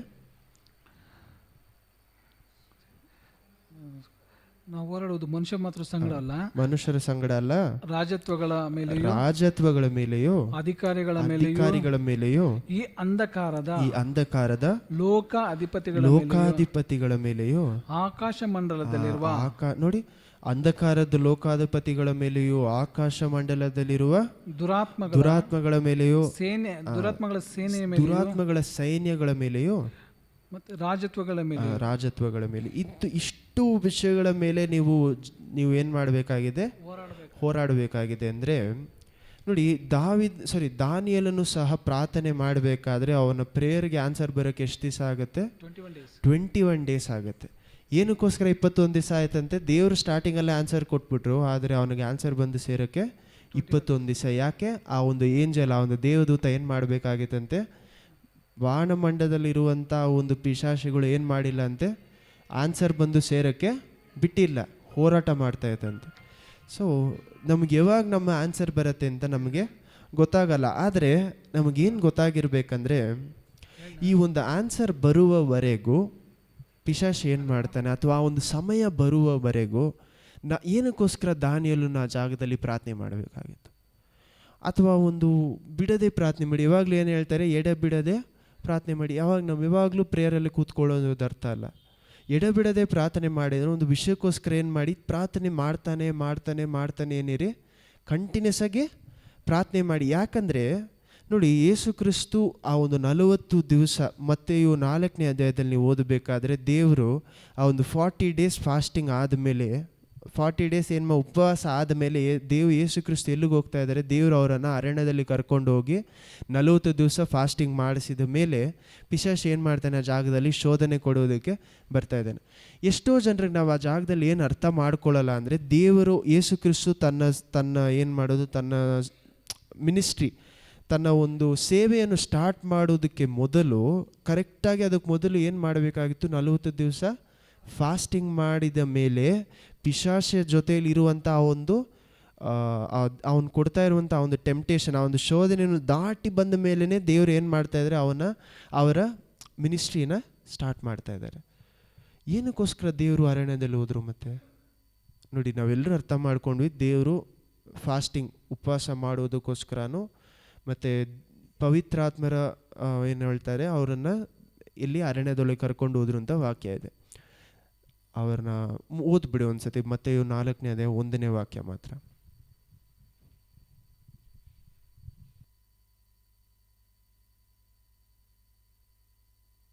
ಮತ್ತಾಯ 4ನೇ ಅಧ್ಯಾಯ ವಚನ 1. ಆಗ ಯೇಸು ಸೈತಾನನಿಂದ ಶೋಧಿಸಲ್ಪಡುವುದಕ್ಕಾಗಿ ನೋಡಿ ಎಲ್ಲಿ ಅಂದರೆ, ಇವಾಗ ತಾನೇ 3ನೇ ಅಧ್ಯಾಯದಲ್ಲಿ ಅವರಿಗೆ ಬ್ಯಾಪ್ಟಿಸಮ್ ಆಗಿರುತ್ತೆ, ಏನೋ ದೀಕ್ಷಾಸ್ಥಾನ ತೊಗೊಂಡಿರ್ತಾರೆ, ಯಾರು? ಯೋಹಾನ ಜ್ಞಾನಸ್ಥಾನನ ಕೈಯಲ್ಲಿ. ಅದಾದ ಮೇಲೆ ಪರಲೋಕ ಓಪನ್ ಆಗುತ್ತೆ. ಪರಲೋಕದಿಂದ ಏನು ಬರುತ್ತೆ? ಇವನೇ ನನ್ನ ಮಗನು ಅಂತ ದೇವ್ರು ಹೇಳ್ತಾರೆ, ನನ್ನ ಪ್ರಿಯವಾದ ಕುಮಾರನು ಅಂತ ದೇವ್ರ ವಾಯ್ಸ್ ಬರುತ್ತೆ. ಮತ್ತು ಏನು ಹೇಳ್ತಾರೆ, ಒಂದು ಪಾರಿವಾಳ ಬಂದು ಏನಾಗುತ್ತೆ? ಪವಿತ್ರಾತ್ಮರು ಬಂದು ಏನಾಗ್ತಾರೆ? ಆ ಜಾಗದಲ್ಲಿ ಬಂದು ಇದೆಲ್ಲ ಆದಮೇಲೆ ದೇವರ ಆತ್ಮ ಅವರನ್ನು ಎಲ್ಲಿ ಕರ್ಕೊಂಡು ಹೋಗ್ತಾ ಇದೆ ಅಂತೆ? ಅರಣ್ಯದೊಳಗೆ. ಏನಕ್ಕೋಸ್ಕರ ದೇವರ ಆತ್ಮ? ನಾವೆಲ್ಲರೂ ಗೊತ್ತು, ದೇವರ ಆತ್ಮ ಕರ್ಕೊಂಡು ಹೋದ್ರು ಶೋಧನೆ ಮಾಡೋದಕ್ಕೋಸ್ಕರ ಕರ್ಕೊಂಡು ಹೋದ್ರು ಅಂತ. 40 ದಿವಸ ಸುಮ್ಮನೆ ಪ್ರಾರ್ಥನೆ ಮಾಡೋಕ್ಕೆ ಯಾರು ಹೋಗಿ ಕೂತ್ಕೊಳ್ಳೋದಿಲ್ಲ. ಏನು ಪ್ರಾರ್ಥನೆ ಮಾಡೋಕ್ಕೆ ದೇವರು ಹೋದ್ರು? ಯೇಸು ಕ್ರಿಸ್ತು 40 ದಿವಸ ಹೋದ್ರು. ನೋಡಿ, ದಾನಿಯೇಲನು ಏನಕ್ಕೋಸ್ಕರ 21 ದಿವಸ ಫಾಸ್ಟಿಂಗಲ್ಲಿ ಕೂತ್ಕೊಳ್ತಾರೆ? ಏನೋ ಒಂದು ವಿಷಯಕ್ಕೋಸ್ಕರ ಉತ್ತರ ಬೇಕಾಗಿತ್ತು. ಏನಕ್ಕೋಸ್ಕರ ಅಂದರೆ, ಆ ಕಾಲದಲ್ಲಿ ಇಸ್ರೇಲ್ ಜನರು ಬಾಬಿಲೋನ್ ರಾಜನ ಆ ಒಂದು ರಾಜ್ಯದ ಕೆಳಗಡೆ ಇದ್ದಿದ್ದ ಕಾರಣದಿಂದ ಅವ್ರು ಆಚೆ ಬರಬೇಕು ಅಥವಾ ಬೇರೆ ಬೇರೆ ವಿಷಯಗಳಿಗೋಸ್ಕರ ಅವ್ರಿಗೆ ಏನೋ ಆನ್ಸರ್ ಬೇಕು ಅಂತ 21 ದಿವಸ ಏನು ಮಾಡ್ತಾ ಇದ್ದಾರೆ? ಉಪವಾಸ ಇದ್ದು ಪ್ರಾರ್ಥನೆ ಮಾಡ್ತಾರೆ. ಯೇಸು ಕ್ರಿಸ್ತು ತನ್ನ ಮಿನಿಸ್ಟ್ರಿ, ತನ್ನ ಸುವಿಶೇಷವನ್ನು ಹೇಳೋದು ಅಥವಾ ಅವರ ಮಿನಿಸ್ಟ್ರಿ, ಅವರ ಸೇವೆಯನ್ನು ಸುವಾರ್ತೆಯನ್ನು ಸ್ಟಾರ್ಟ್ ಮಾಡೋದಕ್ಕೆ ಮೊದಲು ಆ ಕಾರಣಕ್ಕೋಸ್ಕರನೇ 40 ದಿವಸ ಏನು ಮಾಡ್ತಾ ಇದ್ದಾರೆ? ಉಪವಾಸ ಇರೋಕ್ಕೆ ಹೋಗ್ತಾ ಇದ್ದಾರೆ ಒಳಗಡೆ. ಶೋಧನೆ ಕೊಡೋಕ್ಕೆ ಪವಿತ್ರ ಆತ್ಮ ಅವ್ರ ಒಳಗಡೆ ಕರ್ಕೊಂಡು ಹೋದ್ರು 40 ದಿವಸ ಅವ್ರು ಪ್ರಾರ್ಥನೆ ಮಾಡಿದ್ದು ಅವರ ಸೇವೆಗೋಸ್ಕರ. ಹಲ್ಲೆಲೂಯ. ನಮಗೆ ಡೆಫಿನೆಟಿವ್ ಆಗಿ ಗೊತ್ತಿಲ್ಲ ಇದಕ್ಕೋಸ್ಕರನೇ ದೇವರು 40 ದಿವಸ ಪ್ರಾರ್ಥನೆ ಮಾಡಿದ್ರು ಅಂತ. ಆದರೆ ನಾವು ದಾನಿಯೇಲನ ಕಥೆಯನ್ನು ನಾವು ನೋಡ್ಕೊಂಡು ಈ ಕಡೆ ನಾವು ಕಂಪೇರ್ ಮಾಡಿ ನೋಡಬೇಕಾದ್ರೆ 40 ದಿವಸ ಅವ್ರು, ಯಾಕಂದರೆ ನೆಕ್ಸ್ಟ್ ಇಮಿಡಿಯೇಟಾಗಿ ಸ್ಟಾರ್ಟ್ ಮಾಡ್ತಾ ಇರೋವಂಥ ಕೆಲಸ ಏನು? ಅವರ ಸುವಾರ್ತೆ, ಅವರ ಸೇವೆಯನ್ನು ಸ್ಟಾರ್ಟ್ ಮಾಡ್ತಾ ಇದ್ದಾರೆ. ಸೊ 40 ದಿವಸ ಅವರ ಸೇವೆಯನ್ನು ಸ್ಟಾರ್ಟ್ ಮಾಡೋದಕ್ಕೆ ಮೊದಲು ಸೇವೆಗೋಸ್ಕರ ಏನು ಮಾಡ್ತಾ ಇದ್ದಾರೆ? ದೇವರು ಯೇಸು ಕ್ರಿಸ್ತು ಅರಣ್ಯದಲ್ಲಿ ಶೋಧನೆಗೆ ಒಳಪಡುವುದಕ್ಕೆ ಮೊದಲು 40 ದಿವಸ ಪ್ರಾರ್ಥನೆ ಮಾಡ್ತಾ ಇದ್ದಾರೆ. ಪ್ರಾರ್ಥನೆ ಅನ್ನೋದು ತುಂಬ ಮುಖ್ಯವಾದಂಥ ಒಂದು ವಿಷಯ. ನಾವು ಪ್ರಾರ್ಥನೆಯನ್ನು ಏನು ಮಾಡ್ತೀವಿ ಅಂದರೆ, ಅದಕ್ಕೆ ದೇವರು ಏನಂತಾರೆ? ಕಂಟಿನ್ಯೂಸ್ ಆಗಿ ಏನು ಮಾಡಿ, ಯಾವಾಗಲೂ ಎಡೆಬಿಡದೆ ಪ್ರಾರ್ಥನೆ ಮಾಡಿ. ಅದಕ್ಕೆ ಅರ್ಥ ಏನಂದರೆ, ಗ್ಯಾಪ್ ಬಿಡದೆ ಪ್ರಾರ್ಥನೆ ಮಾಡಿ ಅಂದರೆ, ನಿಮಗೊಂದು ವಿಷಯಕ್ಕೆ ಆನ್ಸರ್ ಬೇಕು, ನಿಮಗೊಂದು ವಿಷಯಕ್ಕೆ ಏನು ಬೇಕು? ದೇವ್ರ ಹತ್ರದಿಂದ ವಾಕ್ಯ ಪಡ್ಕೊಬೇಕು. ಆ ಆನ್ಸರ್ ಅಂದರೆ ನಿಜವಾಗ್ಲೂ ಆ ವಿಷಯ ನಡೀಬೇಕಂದ್ರೆ ಎಡೆಬಿಡದೆ ಪ್ರಾರ್ಥನೆ ಮಾಡಿ. ಅಂದರೆ ಕಂಟಿನ್ಯೂಸ್ ಆಗಿ ಆನ್ಸರ್ ಕೊಡುವವರೆಗೂ ಏನು ಮಾಡಿ? ಪ್ರಾರ್ಥನೆ ಮಾಡಬೇಕು. ಹಲ್ಲೆಲೂಯ. ನಾವೆಷ್ಟೋ ಸತಿ ಏನು ಮಾಡ್ತೀವಿ ಅಂದರೆ, ಪ್ರಾರ್ಥನೆ ಅನ್ನೋದು ಬರೀ ಪ್ರಾರ್ಥನೆ ಅಲ್ಲ, ಅದೊಂದು ಹೋರಾಟ. ಹಲ್ಲೆಲೂಯ. ಆ ಹೋರಾಟ ನಮ್ಮಲ್ಲಿ ನಡೆಯದೇ ಹೋದರೆ ಯಾವ ರೀತಿ ಶೋಧನೆ, ಯಾರು ದಾನಿಯೇಲನಿಗೂ ಶೋಧನೆ ಬರ್ತಾ ಇದೆ, ಯೇಸು ಕ್ರಿಸ್ತುಗೂ ಏನಾಗ್ತಾ ಇದೆ? ಆ ಜಾಗದಲ್ಲಿ ಶೋಧನೆ ಬರ್ತಾ ಇದೆ. ಯಾಕೆ ಆ ಶೋಧನೆ ಅಷ್ಟು ಮುಖ್ಯ? ಆ ಶೋಧನೆ ಇಲ್ಲದೆ ಹೋದರೆ ನಮ್ಮಿಂದ ಏನು ಮಾಡೋಕ್ಕಾಗಲ್ಲ? ದೇವರ ಹತ್ರದಿಂದ ಆನ್ಸರ್ ಪಡ್ಕೊಳ್ಳೋಕ್ಕಾಗಲ್ಲ. ದೇವರ ಆ ಒಂದು ಡಿಲೇ ಮಾಡೋದಕ್ಕೆ ಕಾರಣ ಏನು? ಆ ಶೋಧನೆ ನಡೆದು ಮುಗಲಿ ಅಂತ. ಹಲ್ಲೆಲೂಯ. ಈ ಜಾಗದಲ್ಲಿ ಯಾವ ರೀತಿ ಎಜಿಕ್ಯ ರಾಜನಿಗೆ ಈ ಶೋಧನೆ ಬರ್ತಾ ಇದೆ, ಅಥವಾ ಇಸ್ರೇಲ್ ಜನರಿಗೆ, ಯೂದ ಜನರಿಗೆ ಈ ಶೋಧನೆ ಬರ್ತಾ ಇದೆಯೋ, ಅದೇ ರೀತಿ ನಿಮ್ಮ ಜೀವನದಲ್ಲೂ ದೇವರು ಉತ್ತರ ಕೊಟ್ಟು ನೀವು ಅದನ್ನು ತಿಳ್ಕೊಳ್ಳೋವರೆಗೂ ನಿಮ್ಮನ್ನು ಪಿಶಾಚ ಏನು ಮಾಡ್ತಾನೆ? ಶೋಧನೆ ಮಾಡ್ತಾನೆ. ಇವಾಗ ಅವನಷ್ಟು ಪ್ಲ್ಯಾನ್ ಮಾಡಿಕೊಂಡು ಎಲ್ಲ ರೆಡಿ ಮಾಡಿಕೊಂಡು ಬರಬೇಕಾದ್ರೆ ನೀವು ಏನು ಮಾಡಬೇಕು? ರೆಡಿಯಾಗಿ ಇರಬೇಕು. ಹಲ್ಲೆಲೂಯಾ. ನೋಡಿ, 2 ಅರಸರು 18ನೇ ಅಧ್ಯಾಯದಲ್ಲಿ ನೀವು ಒಂದು ವಾಕ್ಯ ಓದಬೇಕಾದ್ರೆ, ಅದು 26ನೇ ವಾಕ್ಯ ಓದಬೇಕಾದ್ರೆ ಅಲ್ಲಿ ತುಂಬ ಮುಖ್ಯವಾದ ವಿಷಯ ನೋಡಿ. ಅಂದರೆ ಆ ಜನರೆಲ್ಲರೂ ಸುತ್ತಲಿರೋರೆಲ್ಲ ಕೇಳಿಸ್ಕೊಬೇಕಾಗಿದ್ರೆ ಆ 3 ಜನ ಅಫಿಷಿಯಲ್ ಏನು ಹೇಳ್ತಾರೆ ಅಂದರೆ, ನಮಗೆ ನಿಮ್ಮ ಭಾಷೆ ಬರುತ್ತೆ, ನೀವೇನು ಮಾಡಿ ಅರಮೇಕಲ್ಲಿ ನಮ್ಮ ಜೊತೆ ಮಾತನಾಡಿ, ಹೀಬ್ರು ಅಲ್ಲಿ ಏನು ಮಾಡಬೇಡಿ, ಮಾತಾಡಬೇಡಿ. ಯಾಕಂದರೆ ಜನರೆಲ್ಲರೂ ಕೇಳಿಸ್ಕೊತಾ ಇದ್ದಾರೆ, ನಮಗೆ ಮಾನ ಮರ್ಯಾದೆ ಏನಾಗ್ತಾ ಇದೆ, ಹೋಗ್ತಾ ಇದೆ. ಅಥವಾ ಇವರು ಭಯ ಪಡ್ತಾರೆ ಅಂತ ಹೇಳಬೇಕಾದ್ರೆ ಆ ಜಾಗದಲ್ಲಿ ಅವನೇನು ಹೇಳ್ತಾನೆ ನೋಡಿ, ನಾನು ನಿಮ್ಮ ಹತ್ರ ಮಾತ್ರ ಮಾತಾಡೋಕ್ಕೆ ಬಂದಿಲ್ಲ, ಇಲ್ಲಿರುವಂಥ ಜನರಿಗೆಲ್ರಿಗೂ ಅರ್ಥ ಆಗಬೇಕು. ಯಾಕೆ ಕೇಳಿಸ್ಕೊಬೇಕಂದ್ರೆ ಅವ್ರಿಗೆ ಆವಾಗಲೇ ಏನಾಗುತ್ತೆ, ಭಯ ಬರಬೇಕು ಅನ್ನೋದು. ಪಿಶಾಚಿಯ ದೊಡ್ಡ ಒಂದು ಆಯುಧ ಏನಂದರೆ ಭಯ. ಯಾಕಂದರೆ ಭಯ ಇರುವಂಥ ಜಾಗದಲ್ಲಿ ನೀವೇ ನಾನು ಬರಲ್ಲ ಅಂತ ಹೇಳಿದ್ರು ಅಥವಾ ನಾನು ಬೀಳಲ್ಲ ಅಂತ ಹೇಳಿದ್ರು, ನಿಮ್ಮ ಜೊತೆಯಲ್ಲಿ ನಿಮ್ಮ ಕುಟುಂಬದವರೇ ಏನು ಮಾಡಿಬಿಡ್ತಾರೆ, ಆ ದಾರಿಯಲ್ಲಿ ಹೋಗ್ತಾರೆ. ಎಕ್ಸಾಂಪಲ್ಗೆ ಹೇಳ್ತಾ ಇದ್ದೀನಿ, ನೀವು ದುಡ್ಡು ಲೋನ್ ಪ್ರಾಬ್ಲಮಲ್ಲಿ ಇದ್ದೀರಾ ಅಂತ ಇಟ್ಕೊಳ್ಳಿ, ನಾಳೆ ಒಳಗಡೆ ಏನು ಮಾಡಬೇಕು, ಕಾಸು ಕೊಡಲೇಬೇಕು. ಯಾರೋ ಒಬ್ಬರು ಬಂದು 10-20% ನಾನು ಬಡ್ಡಿಗೆ ಏನು ಮಾಡ್ತೀನಿ, ನಿಮಗೆ ಲೋನ್ ಕೊಡ್ತೀನಿ ಅಂತ ಹೇಳ್ತಾರೆ. ಇವಾಗ ನೀವು ನಿಮ್ಮ ಹೆಂಡತಿ ಇದ್ದೀರಾ ಅಥವಾ ನಿಮ್ಮ ಕುಟುಂಬ ಇದೆ ಅಂತ ಇಟ್ಕೊಳ್ಳಿ. ಈ ರೀತಿ ಕುಟುಂಬ ಇರಬೇಕಾದ್ರೆ ನಿಮ್ಮ ಜೊತೆಯಲ್ಲಿರೋರು ಏನು ಮಾಡ್ತಾರೆ ಅಂದರೆ, ಆ ಒಂದು ಬೇರೆ ಯಾರೋ ಕಾಸು ಕೊಡಬೇಕಲ್ಲ, ಅವ್ರು ಬಂದು ತುಂಬ ನಮಗೇನು ಮಾಡ್ತಾಯಿದ್ದಾರೆ, ಕೆಟ್ಟದಾಗಿ ಮಾತಾಡ್ತಾರೆ, ಹಿಂಗೆ ಹಂಗೆ ಅಂತೇಳಿ ಏನು ಮಾಡ್ತಾರೆ, 10-20% ಇದ್ರೂ ಪರವಾಗಿಲ್ಲ, ನಾವೇನು ಮಾಡಿಬಿಡೋಣ, ಅವ್ರ ಹತ್ರ ನಾವೇನು ಮಾಡ್ಕೊಳಕ್ಕಾಗಲ್ಲ, ಕೇಳಿಸ್ಕೊಳಕ್ಕಾಗಲ್ಲ, ನಾವೇನು ಮಾಡಿಬಿಡೋಣ, ಕೊಟ್ಬಿಡೋಣ, ಪರವಾಗಿಲ್ಲ, 10-20% ನಮಗೆ ಲೋನ್ ಆದ್ರೂ ಪರವಾಗಿಲ್ಲ ಅಂತ ಏನು ಮಾಡ್ತೀವಿ, ಜಾಗದಲ್ಲಿ ಮಾಡ್ತಾರೆ. ಯಾಕೆ? ಅವರಿಗೆ ಅವ್ರು ಹೇಳುವುದನ್ನು ಕೇಳಿ ನಾನು ಬಂದರೆ ನೀನೇನು ಮಾಡಿಬಿಡ್ತೀನಿ, ನಿಮ್ಮನ್ನು ಸಾಯಿಸ್ಬಿಡ್ತೀನಿ, ಇದು ಅದು ಅಂತ ಭಯಪಟ್ಟು ಎಕ್ಸಾಂಪಲ್ಗೆ ಹೇಳ್ತಾ ಇದೆ. ಸೊ ಆದರೆ ನೀವು ದೇವರ ಪಾದದಲ್ಲಿ ಕೂತ್ಕೊಬೇಕಾದ್ರೆ ದೇವ್ರು ಏನು ಹೇಳ್ತಾರೆ, ಅಥವಾ ನಿಮಗೆ ಗೊತ್ತು 10-20% ನಮ್ಮಿಂದ ಕಟ್ಟೋಕ್ಕೆ ಆಗಲ್ಲ ಅಂತ, ಅಂಥ ಜಾಗದಲ್ಲಿ ಅವ್ನು ನಿಮ್ಮನ್ನು ಲೋನ್ ತೊಗೊಳ್ಳೇಬೇಕು ಅಂತ ಫೋರ್ಸ್ ಮಾಡೋದಕ್ಕೆ ಏನು ಮಾಡ್ತಾರೆ, ಭಯ. 26ನೇ ವಾಕ್ಯ, 28ನೇ ವಾಕ್ಯ, 27ನೇ ವಾಕ್ಯ ಓದಿ, 27. 2 ಅರಸರು 18-27. 2 ಅರಸುಗಳು 18:27. ಅದಕ್ಕೆ ರಬಾಕ್ಷಿಯು, ನನ್ನ ಯಜಮಾನನು ನಿಮ್ಮ ಸಂಗಡವಾಗಲಿ ನಿಮ್ಮ ಒಡೆಯನ ಸಂಗಡವಾಗಲಿ ಮಾತಾಡಬೇಕೆಂದು ನನ್ನನ್ನು ಕಳುಹಿಸಲಿಲ್ಲ. ಈ ಗೋಡೆಯ ಮೇಲೆ ಕೂತಿರುವ ಜನರ ಸಂಗಡ ಮಾತಾಡುವುದಕ್ಕೋಸ್ಕರ ಕಳುಹಿಸಿದ್ದಾನೆ. ಅವರು ನಿಮ್ಮೊಡನೆ ಇದ್ದರೆ ಸ್ವಂತ ಮಲವನ್ನು ತಿಂದು ನೋಡಿ ಅವ್ರು ನಿಮ್ಮೊಡನೆ ಎಂದರೆ ಏನ್ ಮಾಡ್ಬೇಕಂತೆ, ಸ್ವಂತ ಮಲವನ್ನು ತುಂಬಾ ಕೆಟ್ಟದ ಸ್ವಂತ ಮಲವನ್ನು ತಿಂದು ಸ್ವಂತ ಮೂತ್ರವನ್ನು ಕುಡಿಯಬೇಕಾಗುವುದು, ಸ್ವಂತ ಮೂತ್ರವನ್ನು ಕುಡಿಯಬೇಕು ಎಂದು ಉತ್ತರ ಕೊಟ್ಟು ಎದ್ದು ಗೋಡೆಯ ಮೇಲೆ ನಿಂತವರಿಗೆ ಯೂದ ಭಾಷೆಯಲ್ಲಿ, ಅಶ್ಶೂರ್ಯರ ಮಹಾರಾಜನ ಮಾತನ್ನು ಕೇಳಿರಿ, ಅವನು ನಿಮಗೆ ಹಿಜ್ಕೀಯನಿಂದ ಮೋಸ ಹೋಗಬೇಡಿರಿ, ಅವನು ನಿಮ್ಮನ್ನು ನನ್ನ ಕೈಯಿಂದ ಬಿಡಿಸಲಾರನು. ಹಿಜ್ಕೀಯನು ನಿಮಗೆ ಕರ್ತನ ಮಾತನ್ನು ನಂಬಿರಿ, ಅವರು ನಮ್ಮನ್ನು ಹೇಗೂ ರಕ್ಷಿಸುವನು. ಈ ಪಟ್ಟಣವು ಅಶ್ಶೂರದ ಅರಸನ ವಶವಾಗುವುದಿಲ್ಲ ಎಂಬುದಾಗಿ ಹೇಳಿದರೆ ಅವನಿಗೆ ಕಿವಿಗೊಡಬೇಡಿರಿ, ಒಪ್ಪಬೇಡಿರಿ. ಅಶ್ಶೂರದ ಅರಸನಾದ ನನ್ನ ಮಾತನ್ನು ಕೇಳಿರಿ, ಏನ್ ಮಾಡಿ ನನ್ನ ಮಾತನ್ನು ಕೇಳಿರಿ, ನನ್ನೊಡನೆ ಒಡಂಬಡಿಕೆ ಮಾಡಿಕೊಂಡು ನನ್ನ ಆಶ್ರಯದಲ್ಲಿ ಸೇರಿರಿ. ಹಲ್ಲೆಲೂಯಾ. ನೋಡಿ, ನಿಮ್ಮ ಜೀವನದಲ್ಲಿ ಎಷ್ಟು ಸತಿ ನಾವು ಸಹ ದೇವ್ರು ನಿಮ್ಗೆ ವಾಗ್ದಾನ ಕೊಡಿ, ಎಲ್ಲದಿಂದ ಏನ್ ಮಾಡ್ತೀನಿ, ಬಿಡುಗಡೆ ಕೊಡ್ತೀನಿ, ನಿಮ್ಮ ಲೋನ್ ಪ್ರಾಬ್ಲಮ್ ಇಂದ ಅದು ಇದನ್ನು ಬಿಡುಗಡೆ ಕೊಡ್ತೀನಿ, ನಾನು ಮಾಡ್ತೀನಿ ಅಂತ ದೇವ್ರ ವಾಕ್ಯ ಕೊಟ್ಟಿರುವಾಗಲೂ ಸಹ ನಮ್ಮ ಭಯದಿಂದ ನಾವೇನು ಮಾಡ್ತೀವಿ, ಇನ್ನೂ ಏನು ಮಾಡ್ತೀವಿ, ಭಯದಲ್ಲಿ ಲೋನಲ್ಲಿ ಹೋಗಿ ಏನು ಮಾಡ್ತಾರೆ, ಸಿಕ್ಕಾಕೊಳ್ತಾರೆ, ಇನ್ನೂ ಡೀಪ್. ಯಾಕಂದರೆ ಇದನ್ನೇ ದೇವ್ರೇನು ಹೇಳ್ತಾರೆ, ನಿಮ್ಮ ಸ್ವಂತ ಬುದ್ಧಿಯ ಮೇಲೆ ಏನು ಮಾಡಬೇಡಿ, ಆಧಾರವಾಗಿ ನಿಂತ್ಕೋಬೇಕು. ನೋಡಿ, ಭಯದಿಂದ ಆ ಜಾಗದಲ್ಲಿ ಎಷ್ಟು ಕ್ರೂರವಾಗಿ ಅವನೇನು ಮಾಡ್ತಾನೆ, ನೀವು ಯಾವ ರೀತಿ ನಿಮ್ಮ ಸ್ವಂತ ಮಲವನ್ನು ನಿಮ್ಮ ಸ್ವಂತ ಮೂತ್ರವನ್ನು ಏನು ಮಾಡಬೇಕಾಗತ್ತೆ, ಕುಡಿಯಬೇಕಾಗತ್ತೆ ಅನ್ನುವಂಥ ರೀತಿಯಲ್ಲಿ ಅವ್ರನ್ನ ಏನು ಮಾಡ್ತಾ ಇದ್ದಾನೆ, ಭಯಪಡಿಸ್ತಾ ಇದ್ದಾನೆ. ಹಲ್ಲೆಲೂಯಾ. ನಿಮಗೆ ಬರೋದು ಥ್ರೆಟ್ ಅಂದರೆ, ನಿಮಗೆ ಬರೋದು ಅವನು ದೊಡ್ಡದಾಗಿ ನಾವು ಯೋಚನೆ ಮಾಡಿದ್ರೆ ಆ ಜನರಲ್ಲಿ ಎಷ್ಟು ಭಯ ಇರಬೇಕಾಗಿತ್ತು. ಹಲ್ಲೆಲೂಯಾ. ನೋಡಿ, ಒಂದು ಕಡೆ ದೇವರು ಹೇಳ್ತಾರೆ, 19 ವಾಕ್ಯ ನೀವು ಮನೇಲಿ ಹೋಗಿ ಓದ್ಕೊಳ್ಳಿ, ಆಮೇಲೆ ಅಥವಾ ನೆಕ್ಸ್ಟ್ ವೀಕ್ ನೋಡೋಣ. 19ನೇ ಅಧ್ಯಾಯದಲ್ಲಿ ನೋಡಿ, ಆ ಜಾಗದಲ್ಲಿ ದೇವ್ರು ಇವರಿಗೆ ವಾಕ್ಯ ಕೊಡ್ತಾ ಇದ್ದಾರೆ, ಏನಂತ, ನಾನು ನಿಮ್ಮನ್ನು ಕಾಪಾಡ್ತೀನಿ ಅಂತ. ಆದರೆ ಈ ಜಾಗದಲ್ಲಿ ಏನು 18ನೇ ಅಧ್ಯಾಯದಲ್ಲಿ ಏನಾಗ್ತಾ ಇದೆ, ಇವನು ಈ ರೀತಿ ಏನು ಮಾಡ್ತಾನೆ, ನನ್ನ ಜೊತೆ ಏನು ಮಾಡಿ ಒಪ್ಪಂದ ಮಾಡ್ಕೊಳ್ಳಿ. ಹಲ್ಲೆಲೂಯಾ. ಸೊ ನಾವು ಎರಡು ಕಡೆ ನೋಡಬೇಕಾಗತ್ತೆ. ಒಂದು ಕಡೆ ಏನು ಮಾಡ್ತಾರೆ, ನನ್ನ ಜೊತೆ ಒಪ್ಪಂದ ಮಾಡ್ಕೊ ಅಂತ ಹೇಳ್ತಾ ಇದ್ದಾರೆ, ಇನ್ನೊಂದು ಕಡೆ ದೇವರ ಜೊತೆ ಒಪ್ಪಂದ ಮಾಡ್ಕೊಂಬೋದು.